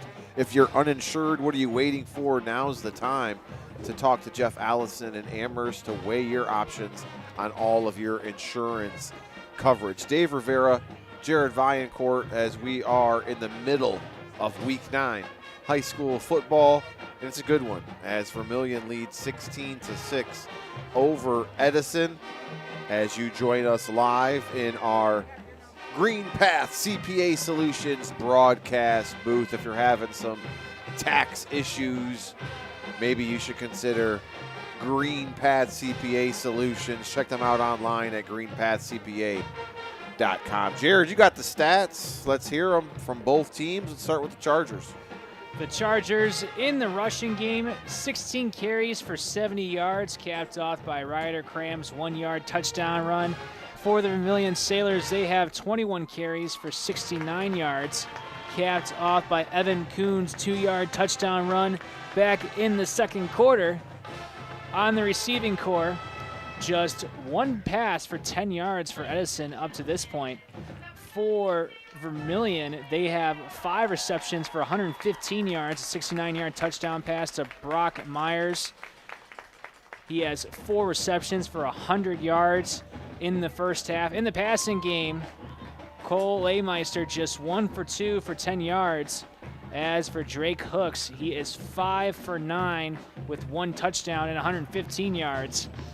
The Edison Chargers, 18 plays for 80 yards. For Vermilion, they have 30 plays for 184 yards.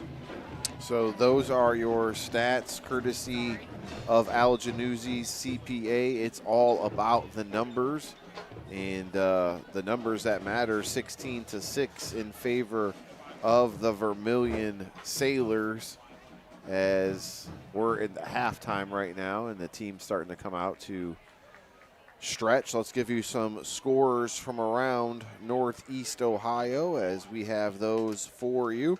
Start out, Black River beating Wellington 27-7. Clearview and Columbia tied at 14. Keep an eye on that one. Firelands upsetting Keystone right now 16-7. Avon beating Avon Lake 21-9. North Ridgeville beating Amherst 21-7. Olmsted Falls beating Midview 14-0. Berea Mid-Park on top of the Elyria Pioneers 25-7. Valley Forge leading North Olmsted 10-7. Bay on top of Lakewood 14-7. Notre Dame Cathedral Latin putting it on Elyria Catholic 31-14, as we have some scores for you from around Northeast Ohio.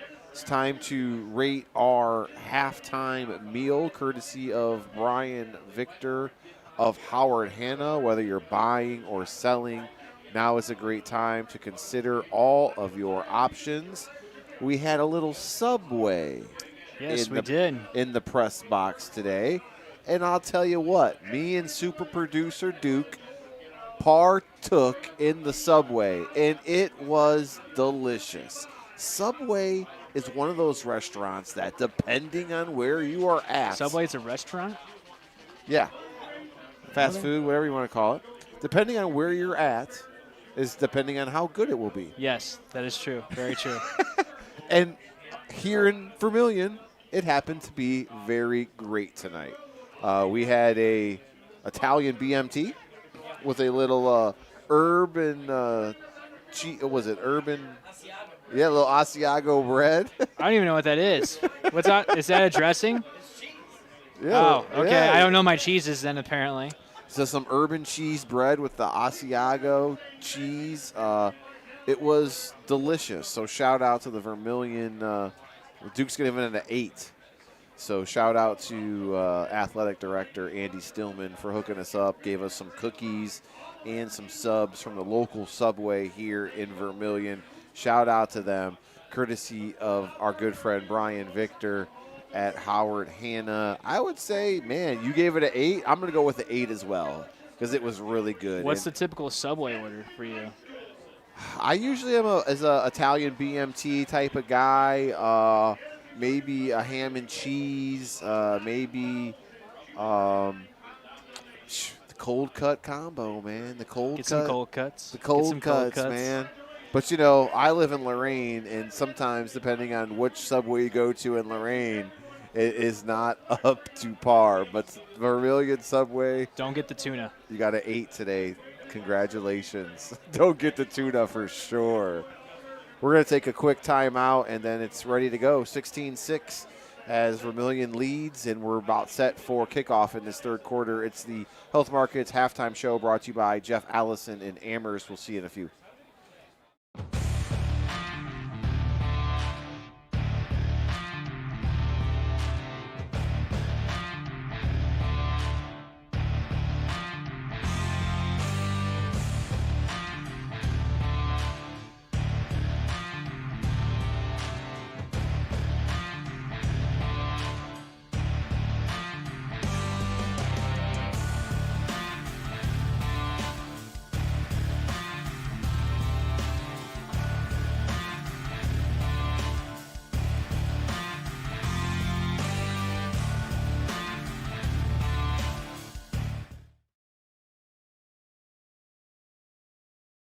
It was disappointing. Oh, as we were talking about our review on the Arby's, we have the meats. Never trust what the marketing shows you on the pictures of the commercial. Hey, I must say, though, Vermilion, they have a great donut truck here. We didn't get to try the donuts. But fresh donuts are always crucial. Great advertisement, great branding, I must say. I'm a big sprinkle donut type of guy. I do the powdered sugar, or I do the cinnamon sugar. But yeah, man, let's get to going. Third quarter action underway, live from Vermilion. Micah Smith, the return man for the Sailors, and gets across the 30-yard line before he's tripped up, and man, he might have had some room to run there, Jared, as he falls to about the 35-yard line. That's a touchdown-saving tackle right there. Smith doesn't get tripped up. He's at least at midfield and possibly in the end zone. So they're going to start from the 30 with 11:53 to go here in the third quarter. Cliff German's announcing the 50-50 winner. I think he said $200 and some. It's not bad. Someone's going to go home a happy camper. Yeah, that's after the split, so it was over $500 tonight. Here we go, Evan Coons, first carry in the third quarter. He's bottled up behind the line of scrimmage. We'll see what halftime adjustments Edison has made. We talked about at the top of the hour, whoever wins this game is going to be the team that runs the ball the best offensively and stops the run defensively. So far, that's been Vermilion, especially in that first half. We'll see if Edison has made any halftime adjustments on the run. -1 on the carry. Drake Hook's your quarterback. And his pass is going to be complete. And making the catch there is, let's see here, Jeremiah Lopez, number 2 on the outside.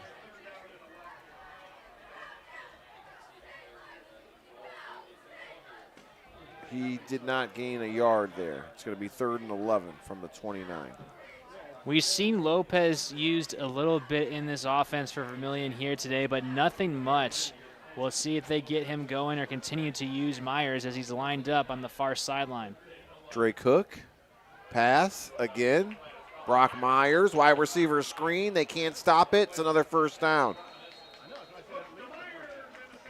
It looks like so far from this first offensive drive in the second half for Vermilion, Edison has not been able to adjust on the screen pass by Vermilion.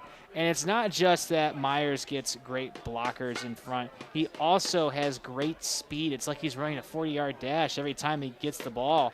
And Vermilion continuing right where they left off in the first half. You hit it on the head, Jared, as the wide receivers that are out there blocking for him are doing a fantastic job. 1st and 10 from the 40. Handoff. And Coons is going to pick up about 5 on the carry.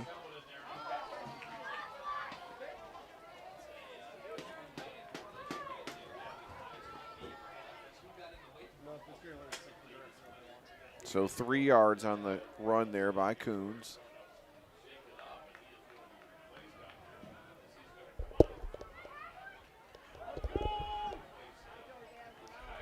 Vermilion again taking their time, not in a rush. They know they have momentum on their side. We saw them do that on their last offensive drive to end the first half. 2nd and 7 from the 43-yard line. And that's Micah Smith on the outside. And making the tackle was Blaze Garn. It's a first down, though, for the Sailors. That's Smith's first reception of the game. And same thing, a screen pass, but this time on the left side versus the right side. And Myers was there to give him the block and get that first down.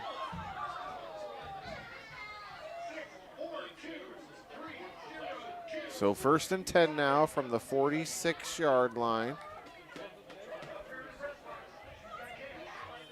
Vermilion, swing pass again, and that's going to be Kaiser. I think that's Aiden Kaiser this time.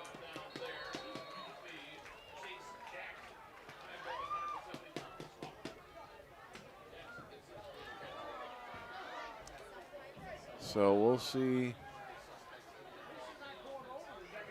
Number 14, Chase Jackson, who's a sophomore, making that catch, Jared. First time we've seen him tonight. He picks up 5.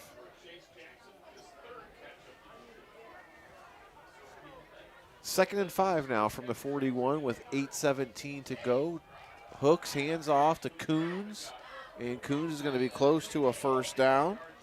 Drake Hooks, the quarterback, has done a great job here tonight of managing the game, making the throws when he's had to. And then it helps when you got Evan Coons behind you, leading Lorain County with over 1,300 yards rushing. Hooks, he's only thrown the ball 13 times here tonight. And Coons edging closer towards that 100-yard game. 62 yards on the ground so far for Coons tonight. Picks up 4. It's a 3rd and 1 now from the 37. Vermilion marching on their first possession of the second half. Hand off to Coons, and he breaks an arm tackle and picks up a first down before he is wrestled down by the Chargers. It's our first time getting to see Evan Coons, and he's been a man possessed tonight so far. Steady is the man rowing the boat, a little PJ Fleck reference there, the Minnesota Gophers. Row the boat, Jared. Oh, okay. I'm not a boat guy, but I'll take your word for it. I stick to land, even though the Sailors and the Vermilion citizens love to go to Lake Erie on their boats. Slow and steady is the way to describe Evan Coons' run style. Just a hammer, just wearing you down, as I think that's Kaiser. Yep, that's Kaiser. As Isaac Kaiser gives Coons a blow.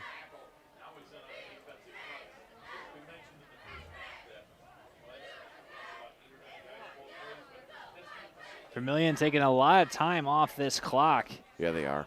They might try to go the whole quarter with the ball with the run game that they have. 2nd and 11 from the 33 with 6.5 to go in the third quarter. What a drive here. Drake Hooks drops back, throws, got a man deep. Micah Smith, too deep. That's going to stop the clock, as Vermilion has just been chewing up this clock here in the third quarter. Man coverage on that left side between Blaze Garn and Micah Smith. The first time we've really seen Hooks throw a deep ball here tonight. That ends the string of 4 straight completions for Hooks. Aiden Kaiser is going to come in. For Vermilion, this has got to be 4th down territory. You're on Edison's side of the field. You have a great run game. Hooks again is going to drop back and now rolls. He's got plenty of time. And he finds a man. That's Jackson across the middle. First down, Sailors. As that is Chase Jackson. And Jackson was able to recover so well on that out route. Initially on the near sideline, Jackson, he goes to that out route. He slips, and then he extends the play for himself by running straight to the middle of the field, getting open for Hooks, and he gets his first big reception and gain here tonight for Vermilion. It's an 18-yard pickup there, Jared, on the pitch and catch. Sets up a 1st and 10 on the 15 with 5:40 to go. Hooks, pitch, Coons, right-hand side. Looks like he's going to get into the end zone. He will from 15 yards out. Evan Coons turns the corner with the sweep, and he will not be stopped.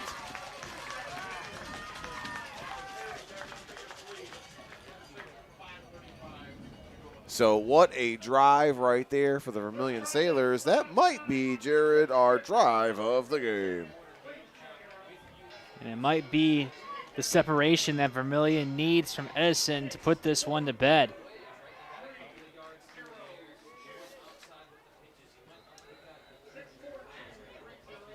So we'll get the extra point up. Micah Smith is up, and it's going to be blocked. No good, or just off the mark. And we'll get you your scoring drive.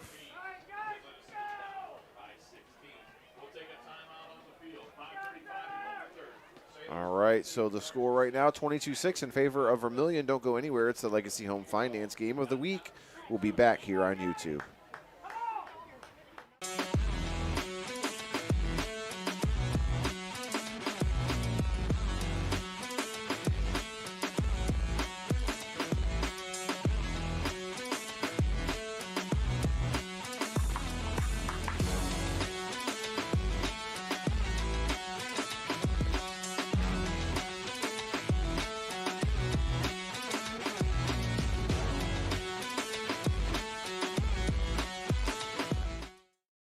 A drive to open up this third quarter of play.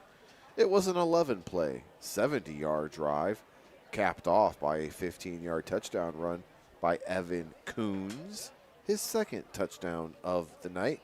It took 6 minutes off of this third quarter clock, and right now it's 22-6, a commanding lead for the Vermilion Sailors. And Vermilion, they've scored, if I'm not mistaken, on every offensive drive. They've been 4 for 4 tonight. And they're using the clock to their advantage. Yep, 3 touchdowns and 1 field goal, Jared.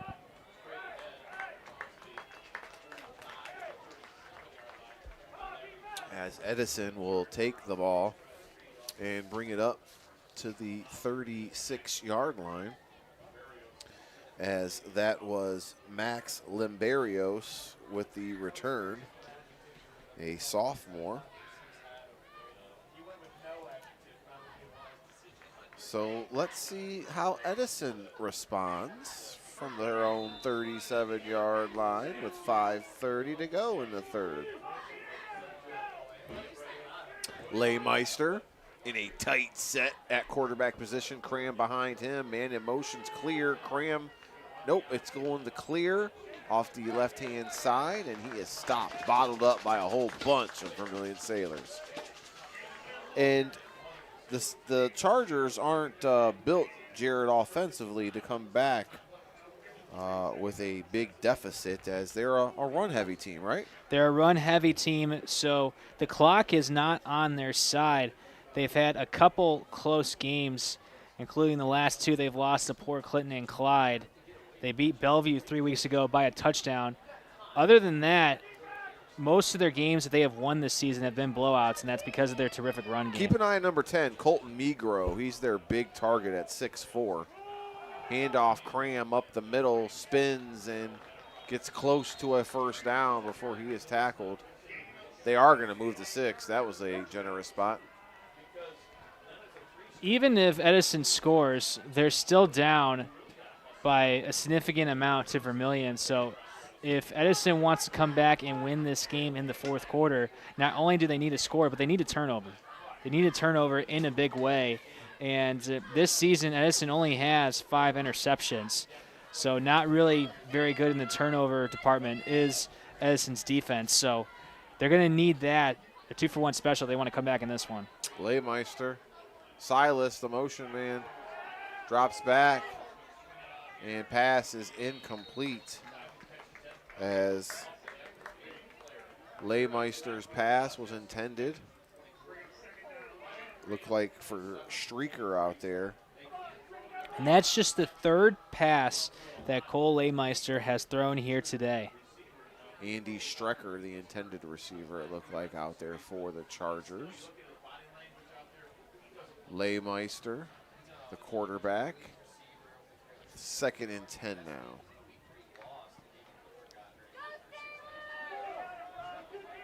Four minutes to go here in this third quarter. Leymeister in a shotgun set. Throws. Pass is complete. Short of the first down. Clock's going to continue to roll. You get that number on there, Jared? That was number 5, Blaze Gara on the reception. Blaze Garn. Nice catch there by Blaze. I love his name, too. Instead of Maze, it's Blaze. Little grown-ups reference there, as Adam Sandler was just in Cleveland the other day. Handoff to Cram up the middle. Close to a first down. I don't think he's going to get it, though.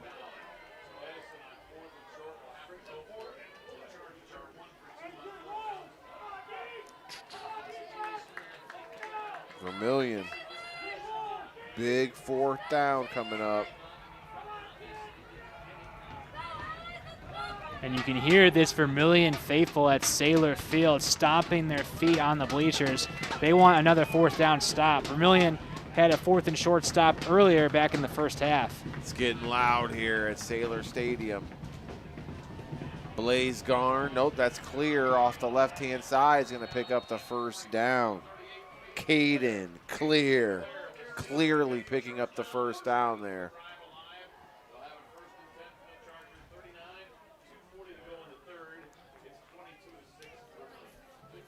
Big pickup there of 4 yards on the run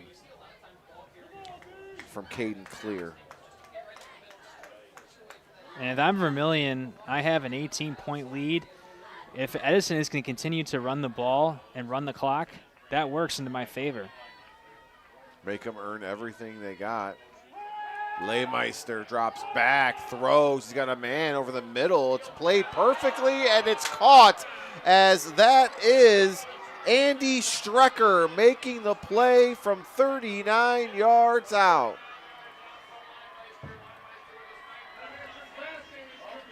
That's the first big throw and touchdown catch we have seen today from Edison. What a throw for 39 yards. Andy Streck, a 5'11", 160-pound senior, goes up, makes the catch, and touchdown for the Chargers. Makes this game a little bit more closer as it's 22-12 now. Chargers looking to go for 2 here as Leymeister barking out offensive plays. Here we go. Leymeister rolls and is going to pass again, and his pass is complete in the corner of the end zone. That's clear again. That's clear. I'm glad you were able to see. I was waiting for a replay from Duke as he was in the end zone away from us. And the 2-point conversion makes it 22-14 in favor of Vermilion. And we'll take a quick timeout, and we'll get you the scoring drive coming up next here on the Legacy Home Finance Game of the Week.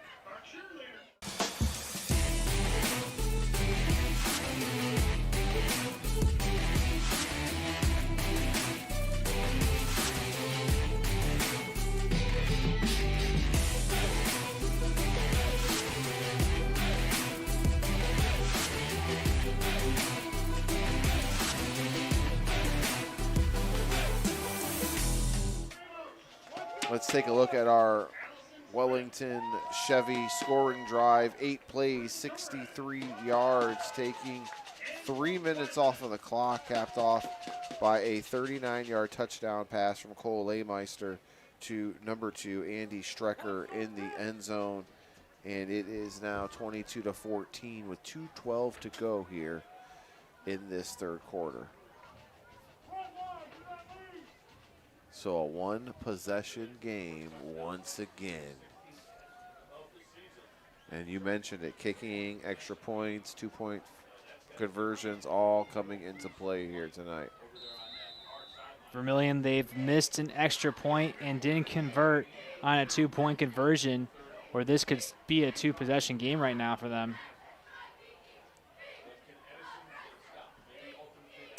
So Alex Davidson is going to kick it off, and Vermilion will return it from their own 10 across the 20, 25, 30, 35, 40. Got one man to meet. That's Kaiser, and he's brought down by the kicker, as it was a great return there by Aiden Kaiser, as he sets up Vermilion in great territory. Aiden Kaiser doing everything for this Vermilion team this season. That's just his second return of the season. A great start for field position for Vermilion. They're going to start at Edison's 45-yard line, as that was one heck of a return there by Aiden Kaiser, and it sets up the Sailors in great field position. Drake Hooks, the quarterback. Coons behind him, gets it off the right-hand side, bounces off a tackler, and now he's going to be bottled up by 2 different Chargers in the defense. Chargers, they've done that a couple of times tonight where they've been able to stop Coons. Coons, a guy who loves to get yards after contact on broken tackles, wasn't able to do it there.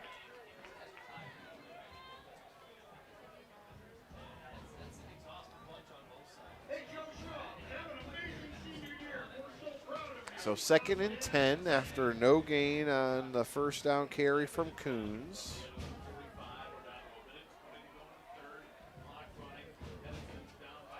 $1:17 to go. Snap again, goes to Coons. Leading rusher here in Lorain County with over 1,300 yards. He's a Golden Helmet Award finalist.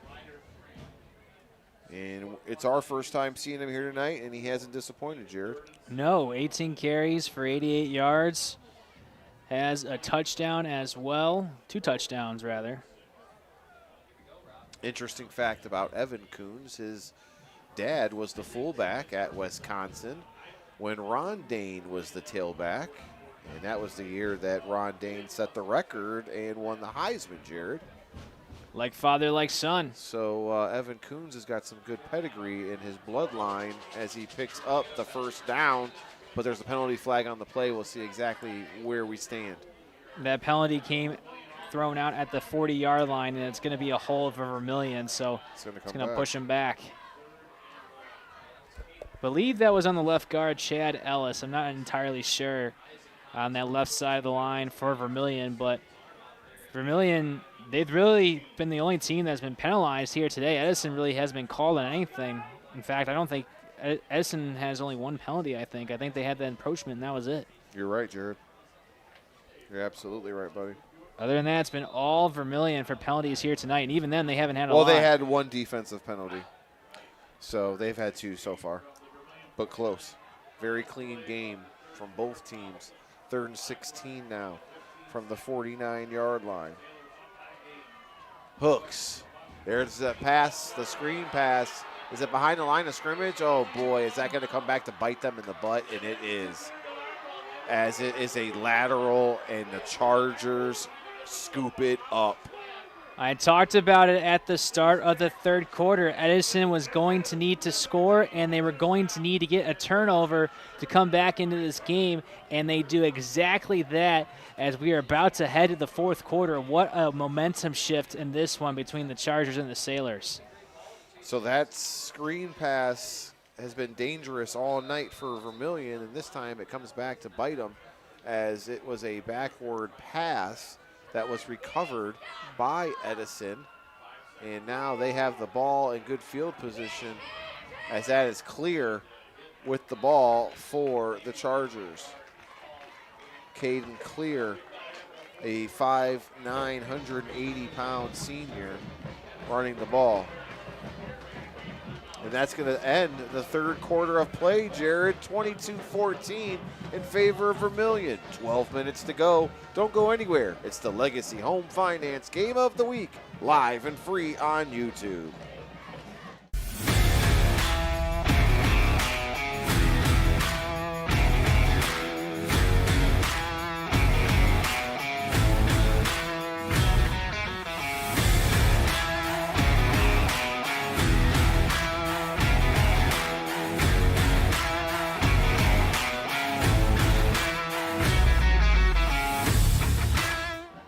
What a turn of events as Edison takes over on the backwards pass committed by the Sailors, and now they set themselves up with great field position, looking to tie the game down by 8, Jared.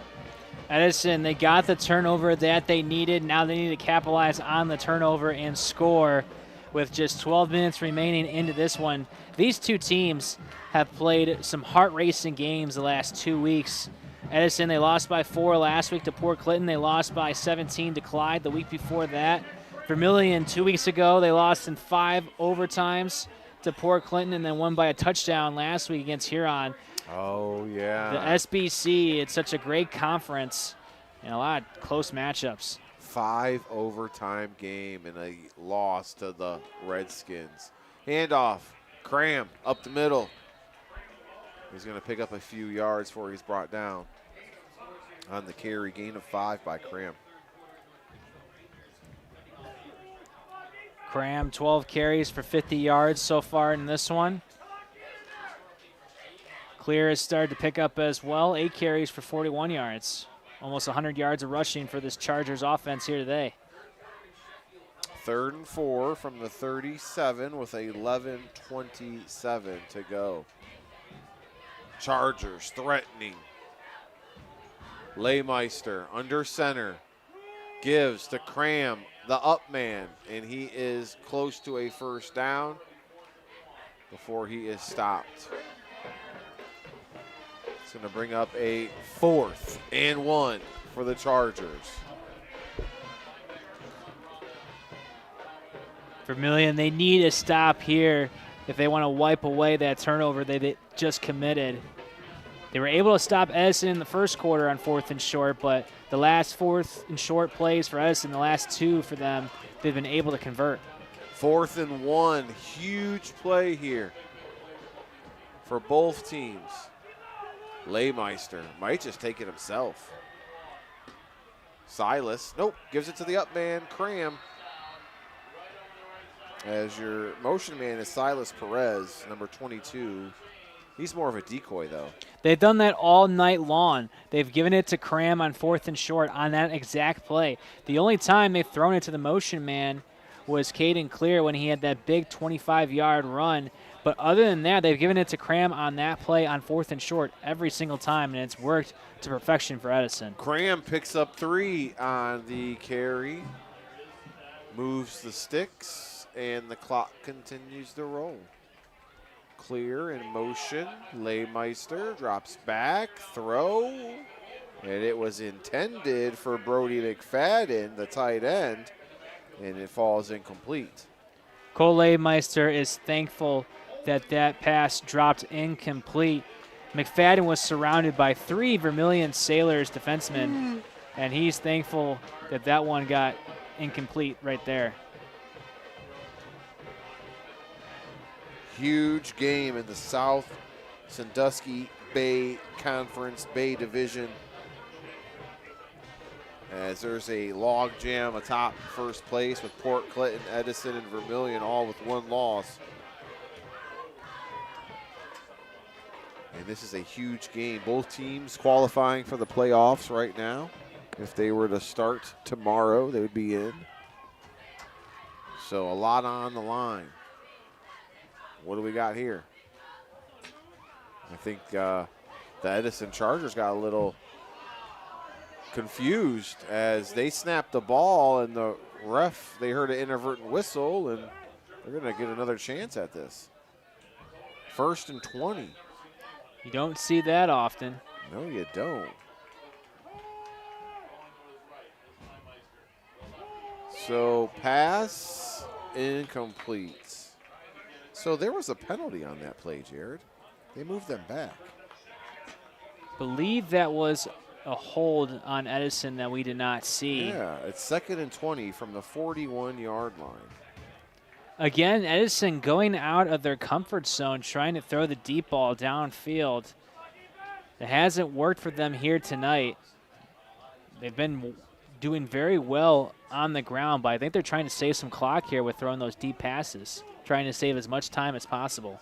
2nd down now for the Chargers. Leymeister in the shotgun set, drops back, pressure coming, steps up in the pocket, and he is rolling left, got plenty of time, might just tuck it and run it, and he makes a man miss before he dives out of bounds, as they're making the play was Brock Myers to escort him out. That was best case scenario right there for that Vermilion defense, because they had a lot of pressure in the pocket. They weren't able to get the sack, but they're able to force Leymeister out of bounds to bring up the 3rd and long. So gain of 6, 3rd and 14.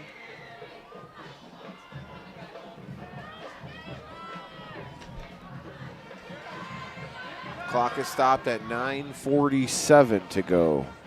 You see that? They got the T-shirt cannon here at Sailor Field. That's a first. Yeah, I've been impressed with the game day experience here at Sailor Field. Timeout called by Jim Hall and the Edison Chargers. We'll take it as well. It's brought to you by Lorain County Recorder Mike Duran. Don't go anywhere. It's the Legacy Home Finance Game of the Week, live and free on YouTube.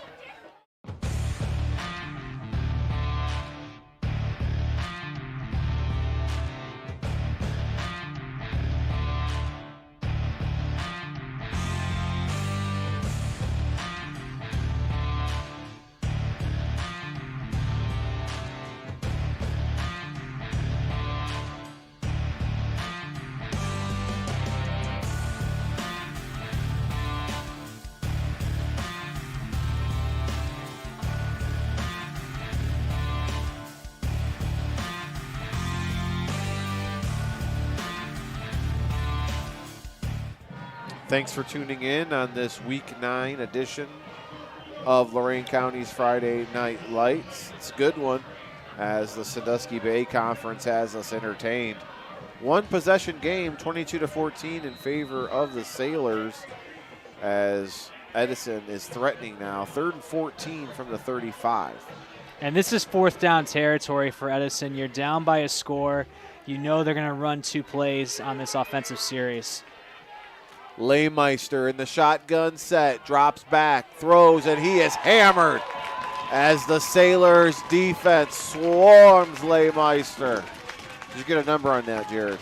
I believe I saw 82. No, 82. Aiden Saunders. Defensive end. That is Aiden Saunders. That's a sack and a half for him now this season. What a play there by the Sailor defense. It's a 4th down. And the Sailors playing 2-man deep right now. Looks like Edison's going to punt away. Leymeister punts it. Smith calls for the fair catch. Oh, my goodness. And he muffs the recovery. And Edison, I don't know what they're going to call there. Oh, the 2-yard line. Micah Smith did not show urgency on trying to get that ball, and a Charger dove right at him, and the ball popped back up. As you can see in our replays that super producer Duke has, man, what a costly play there from the Sailors and Micah Smith. He muffed the fair catch on the punt and then didn't hustle to get it back, and Edison dove on him right when he did try, and the ball bounced in the air and almost into the end zone. Second turnover tonight for Vermilion. Edison, they weren't able to capitalize on the backwards pass fumble recovery, and now they're looking to capitalize off the muff punt on the 4-yard line. Oh, my goodness. What a turn of events here in Vermilion. As Cram is going to be close to the end zone, but he's going to be short by 1 yard, gain of 3 there. Wow. Obviously, if you're Vermilion here, you want to stop Edison from scoring. But even if they do score, you still have a chance to make sure they don't get the 2-point conversion. Yeah, they still need 8 points here to tie it up. And if you're a Vermilion fan, you should feel confident. They just got done doing a 5 overtime game a few weeks ago. The conditioning is up there, especially for week 9. Cole Leymeister with Cram behind him. 2 receivers to the bottom. That's Cram. He's going to just punch it in from 1 yard out. 1 yard touchdown run by Ryder. Cram. Cram's already got 2 touchdowns on the night. For 62 yards. Yeah, both of the touchdowns for Edison so far here. It's going to set up a huge 2-point conversion try. 22-20 now in favor of Vermilion. Wow, oh, wow. Didn't see that coming. Didn't have that on your bingo checklist today, did you? I don't think anyone has a muffed punt on their bingo checklist because it doesn't happen that much. But Edison wants to talk this one over. And I don't blame them. It's important. If you're going for 2, got to get it here. We'll be right back as we take a timeout. 22-20 in favor of Vermilion.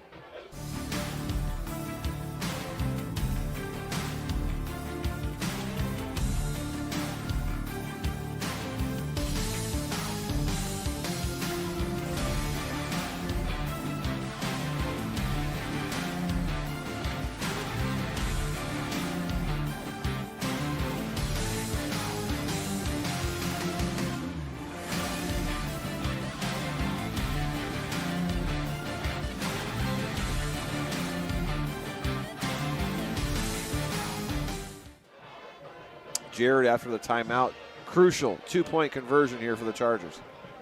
And I think they're going to give it to Cram again, but on the last 2-point conversion, they decide to pass it over the middle. So we'll see what they have stirred up here for Cole Leymeister in this offense. Leymeister, he's only thrown it 6 times here today, so we'll see what this Edison offense has stirred up for this second 2-point conversion attempt. Here we go, ladies and gentlemen. Important play here coming up for the Edison Chargers. They need to convert this 2-point conversion. 22-20 with 8:08 to go here in the 4th. Leymeister rolls left, passes incomplete, looking for Clayton Clear. And Caden Clear's pass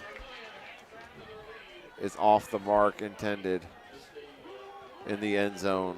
So 22-20 is the score. Vermilion will get the ball back, leading by 2, and now all the pressure goes to the Edison Chargers, Jared. That was great man coverage there by Aiden Kaiser to force that incompletion, and Cole Leymeister threw that ball just a little wide right as well. So good play all around for the Vermilion Sailors, and we've seen them do it on each drive here tonight. They have had 4 drives. They have scored every time, and they have chewed clock. They have 8 minutes and 8 seconds to work with here in the 4th quarter. We saw them have a 6-minute plus drive to close the half, and they'll look to do that again here with the score. Yeah, your scoring drive, courtesy of Valley Chevrolet in Wellington, was just 2 plays, covering 4 yards, capped off by a 1-yard touchdown run by Ryder Cram. 22-20 now, with 8:08 to go in the fourth. Micah Smith and Aiden Kaiser, the normal returners for Vermilion. Alex Davidson will kick it off for the Chargers. Smith back out there. And they kick it right back to him. Smith catches it and runs, now with room. He's got an outside lane, and he is bumped out at the 45-yard line. Nope, they're going to say the 40-yard line. The Sailors, the last 2 kickoff returns, they have had good returns by Aiden Kaiser and Micah Smith with great field position. Last time it was a turnover by the Sailors on the backwards pass. Vermilion looking for a different story this offensive drive. 1st and 10 now from the 40-yard line with 8:01 to go. And handoff's going to go to Kuhn, and it's a big gain on the first down toss. First down, keeps the chains moving. We talked about it last week, and it's the same here for Evan Coons. He kind of reminds me of Peyton Hillis. Tough-nosed running back. He's got the neck guard on as well. Clock continues to run as Vermilion capitalizes on a huge run there by Evan Coons. Handoff again. Coons off the right-hand side, keeps his legs turning, and he's close to another first down for the Sailors.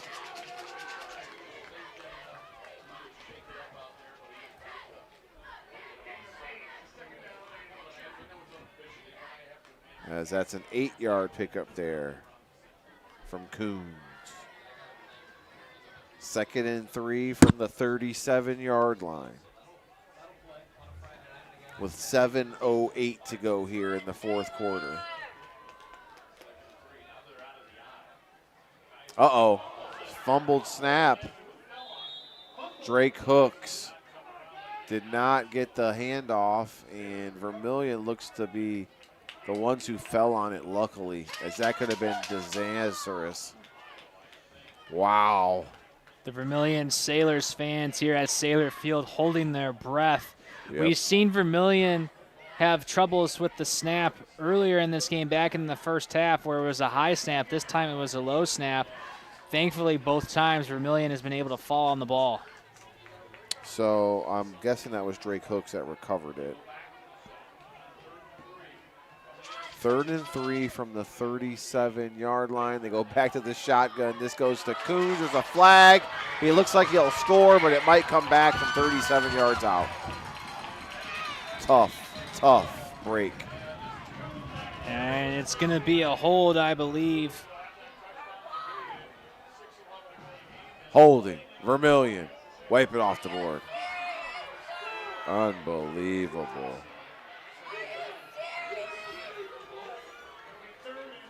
Vermilion faithful, not happy. Jared, what do you think? I couldn't really tell from the box up here, but there's been a few holding penalties that have gone against Vermilion here today, and I believe that was on the left guard, Chad Illis. That kind of of looks sketchy. I don't know. I look kind of iffy. Iffy, I guess, is the better word to use. Iffy. It's going to back Vermilion up, 3rd and 13 from the 47-yard line. So they're going in the wrong direction now. 6:11 to go. Drake Hooks, your quarterback, drops back, pass. Intended for Brock Myers. It's over his head, out of bounds, incomplete. Myers had 2 defenders guarding him, one in front and one behind. Just a tough throw for Hooks to get the completion, and it looks like Vermilion is going to punt this one away for the first time here tonight. Smart move by Vermilion. Live to fight another day. as it looks like Zach Worth will be coming in to kick it off. And he does. Good one. Takes a nice bounce for the Sailors. And it's going to be downed inside the 10-yard line. So Chargers going to have to go the distance of the field with 5:55 left if they want to try to win this game. Don't go anywhere. Vermilion leads 22-20 here in the fourth quarter, live and free on YouTube.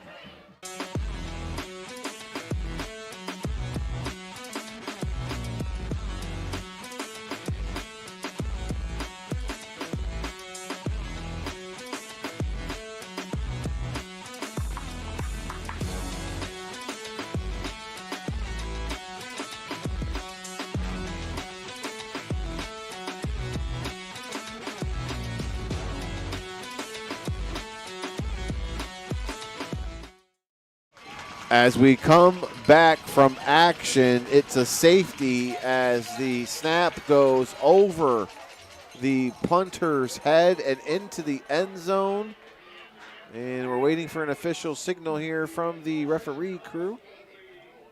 And it is a safety to give the Sailors a 4-point advantage. And now they will get the ball back after the miscue, as the snap goes out of bounds on the offensive possession for the Chargers on their first play attempt after the punt. And that is not what the Chargers wanted. It happened so fast, we even missed it coming out of break. That's huge for Vermilion because what a turn of events. They have missed a 2-point conversion and an extra point. Now they basically just made up those 2 points thanks to that safety. And also, Edison cannot kick a field goal to try to take the lead or tie it up anymore. Alex Davidson, 5 for 6 on field goals this season coming into tonight. A very good kicker in his own right for Edison. But now it doesn't matter if he kicks a field goal or not because they're down by 4. And back and forth these teams go. Wow. And now if you're Vermilion, you just got to eat away the rest of this clock. 2 first downs, I would say, probably get you the secured 99.9% victory here. They got to make sure they don't turn over the ball and they continue to move over the chains. That's what Vermilion's going to have to do if they want to win this one. And I think Edison's going to go for the outside kick. Davidson. And it is returned by Micah Smith, who gets it. Oh, my goodness, and the ball pops loose. But it looked like it was out of bounds. What's going on? There's a flag on the play as well. It's going to be Edison Charger ball. That's confirmed. I think there was a block on the back against Vermilion. But that's not going to matter. Edison's going to get the ball. Unbelievable.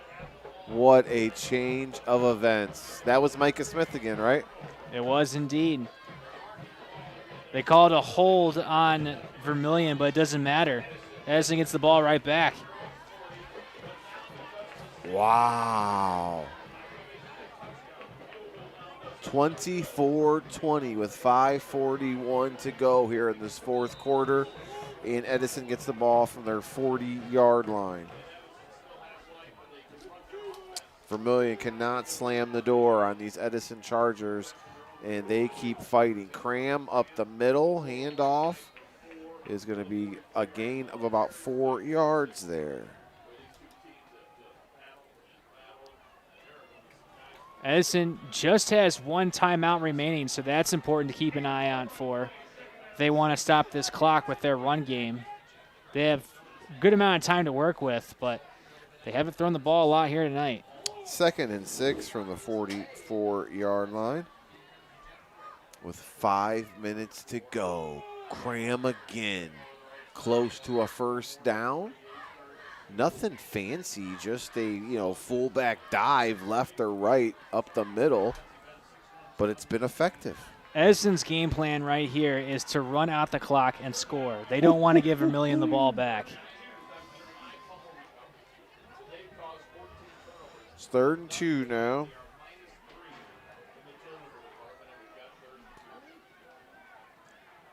4:35 to go. Leymeister hands off to Cram again. And first down in favor of the Chargers.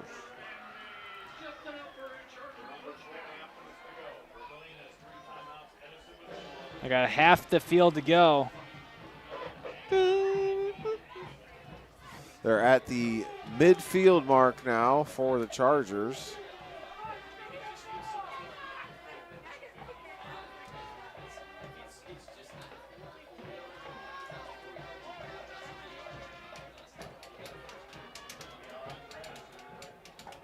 First and 10, 4 minutes to go. Handoff, Cram up the middle. He's going to pick up good yardage on that game. 6 yards. That's Cram's now 20th carry on the day for 77 yards, has the 2 touchdowns. And if you're Vermilion, you got to wonder if Edison edges closer to the end zone, when is Vermilion going to use their timeouts to save some clock for them? They have all 3 of their timeouts. Here we go, 2nd and 5 from the 45-yard line. And Cram again, the workhorse here on this drive. Ryder, Cram. Getting all the carries here tonight.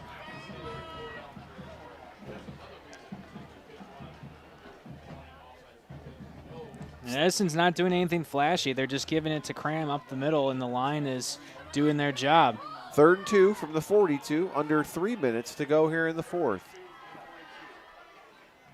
Clear, Caden, first down, and more. Caden clear. The running back from the wing position. They run a wing T set offensively.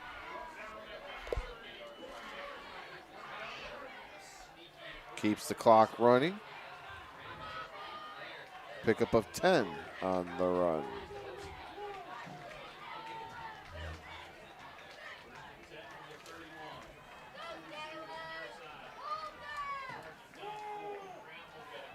Cram again gets the run.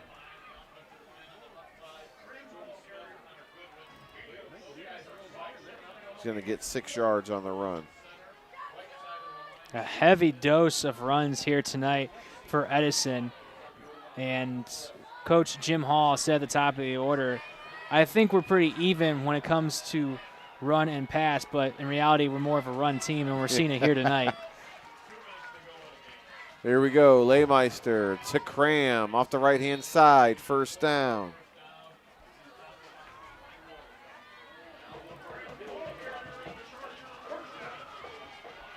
Cram now at 90 yards, just 10 away from a 100-yard game. Gain of 4, 1st and 10 now. Edison better not go too slow with the clock, but Vermilion's going to save them with a timeout. Timeout called by Vermilion. Our timeout's brought to you by Lorain County Recorder Mike Duran. We'll be right back. Don't go anywhere. What a nail biter. 24-20, 1:44 to go. Chargers threatening here on YouTube.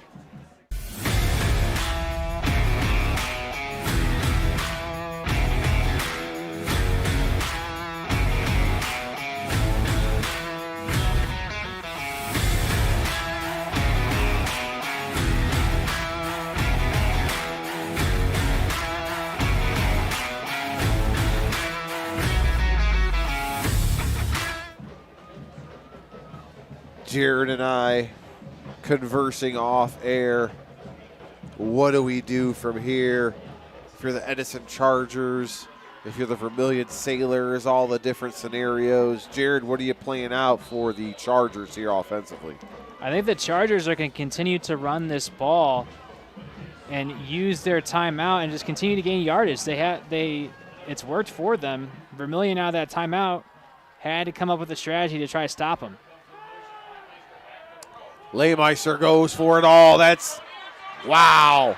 That's Colton Migro going up. The 6'4", 185-pound senior strikes again from 21 yards out.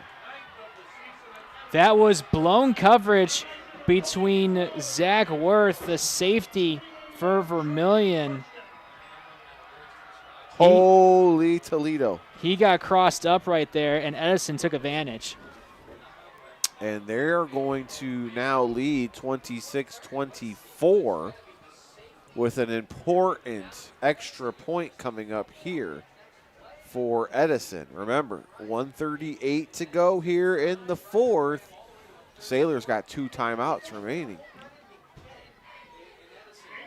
Davidson to kick, extra point, and we have penalty flags all over the place. For Vermilion, if Edison makes this field goal, they have a 3-point lead, or extra point rather. And Vermilion, they could use Micah Smith. He has a good leg to kick a field goal to send it to overtime. But you also have to remember, Vermilion's a run team, and they haven't passed the ball that much here tonight. So they're not going to be able to go to their normal offensive strategy with 1:38 left. No. But you never know. I mean, you throw that wide receiver screen again, and boom, touchdown. It's worked for them every time here tonight. Davidson. Kick is up and good. It's a 3-point game now, ladies and gentlemen. Wow. 27-24 in favor of the visiting Edison Chargers. 1:38 to go here in the fourth. Don't go anywhere. We've got a nail biter coming down to the wire here on YouTube.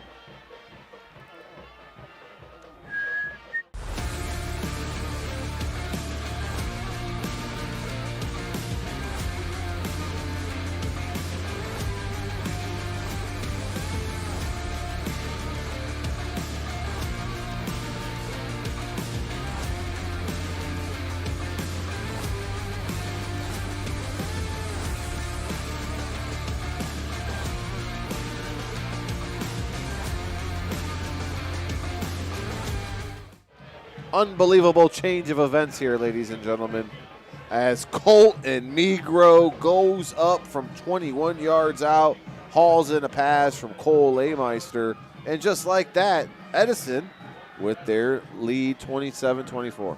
Vermilion, they've shot themselves in the foot in the second half. 3 turnovers, and Edison able to capitalize on that last one to take the lead. We need a big return here from Micah Smith. Back deep with Kaiser, or even Kaiser to get a big return here, but Vermilion needs it to set up this last possession to try to tie or win this ball game. Both returns, the last 2 for Vermilion, have gone to the 40 and 45-yard line.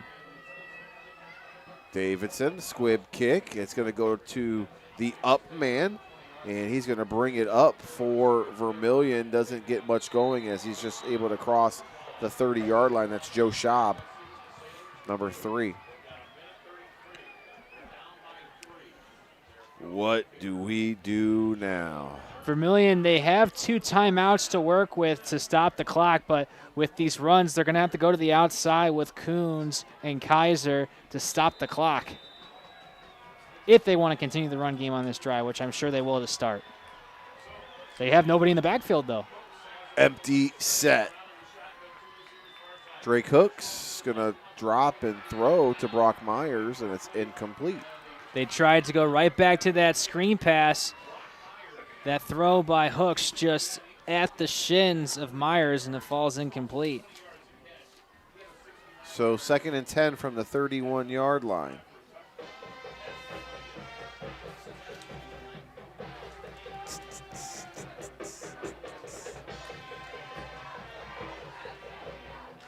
(27-24).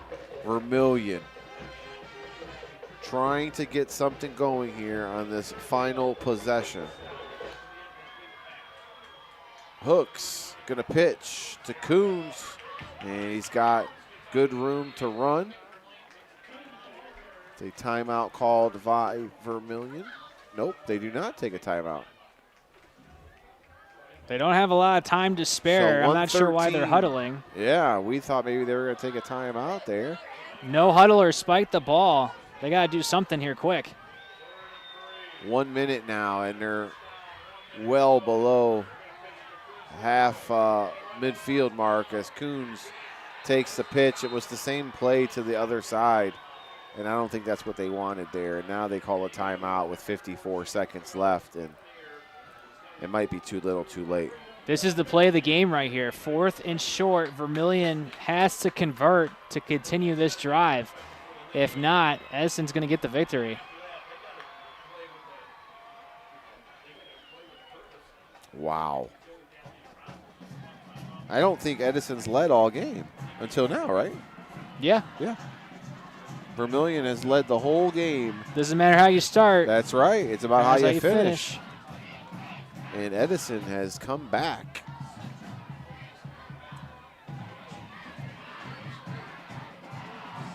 And the turnovers for Vermilion have not gone their way here tonight. 3 turnovers in the second half, a muff punt, a fumble on a kickoff return, and also a backwards pass. Edison has been able to capitalize on the turnovers committed by Vermilion in the second half. I'd like to see a toss sweep pass. You've been throwing the sweep so much. Let Coons throw it. Drake Hook's pass is intercepted as the receiver lost it in the lights. That's Brock Myers. This game is over. 27-24 with 47 seconds left. And Edison will take the victory formation to end this ball game. Andy Strecker on the interception, his second interception of the season. Had one last week and now puts the icing on the cake for Edison in this one. Yeah, I mean, he makes a good play for player of the game as well. He caught a touchdown. He caught an interception. Cram's got 2 touchdowns. Shout out to the Edison Chargers for coming back after trailing this whole entire game. Now going to walk away with a road victory, and they're going to keep their chances alive in the playoffs in Division 5 as they came in at number 7. And Vermilion's going to take a hit as they were number 8 in Division 4. We'll see how this plays out after we get the results from tonight. That's going to do it here. 27-24 in favor of the Edison Chargers as they may have one play left. They're looking at the refs for clarification. And the ref says, nope, you don't have to run another play. So that will do it here from Vermilion. Don't go anywhere. We got our Spitzer Auto World post-game show coming up next. And we'll get you some stats, and we'll get you our player of the game. And we'll get you ready for next week as it's week 10, and there's a lot on the line. Reminder, you can listen and watch on the internet and on Facebook right now as Lorain County Sports Network is live on Facebook as well as on the radio. Don't go anywhere. Edison comes back 27-24 here on YouTube. Be right back.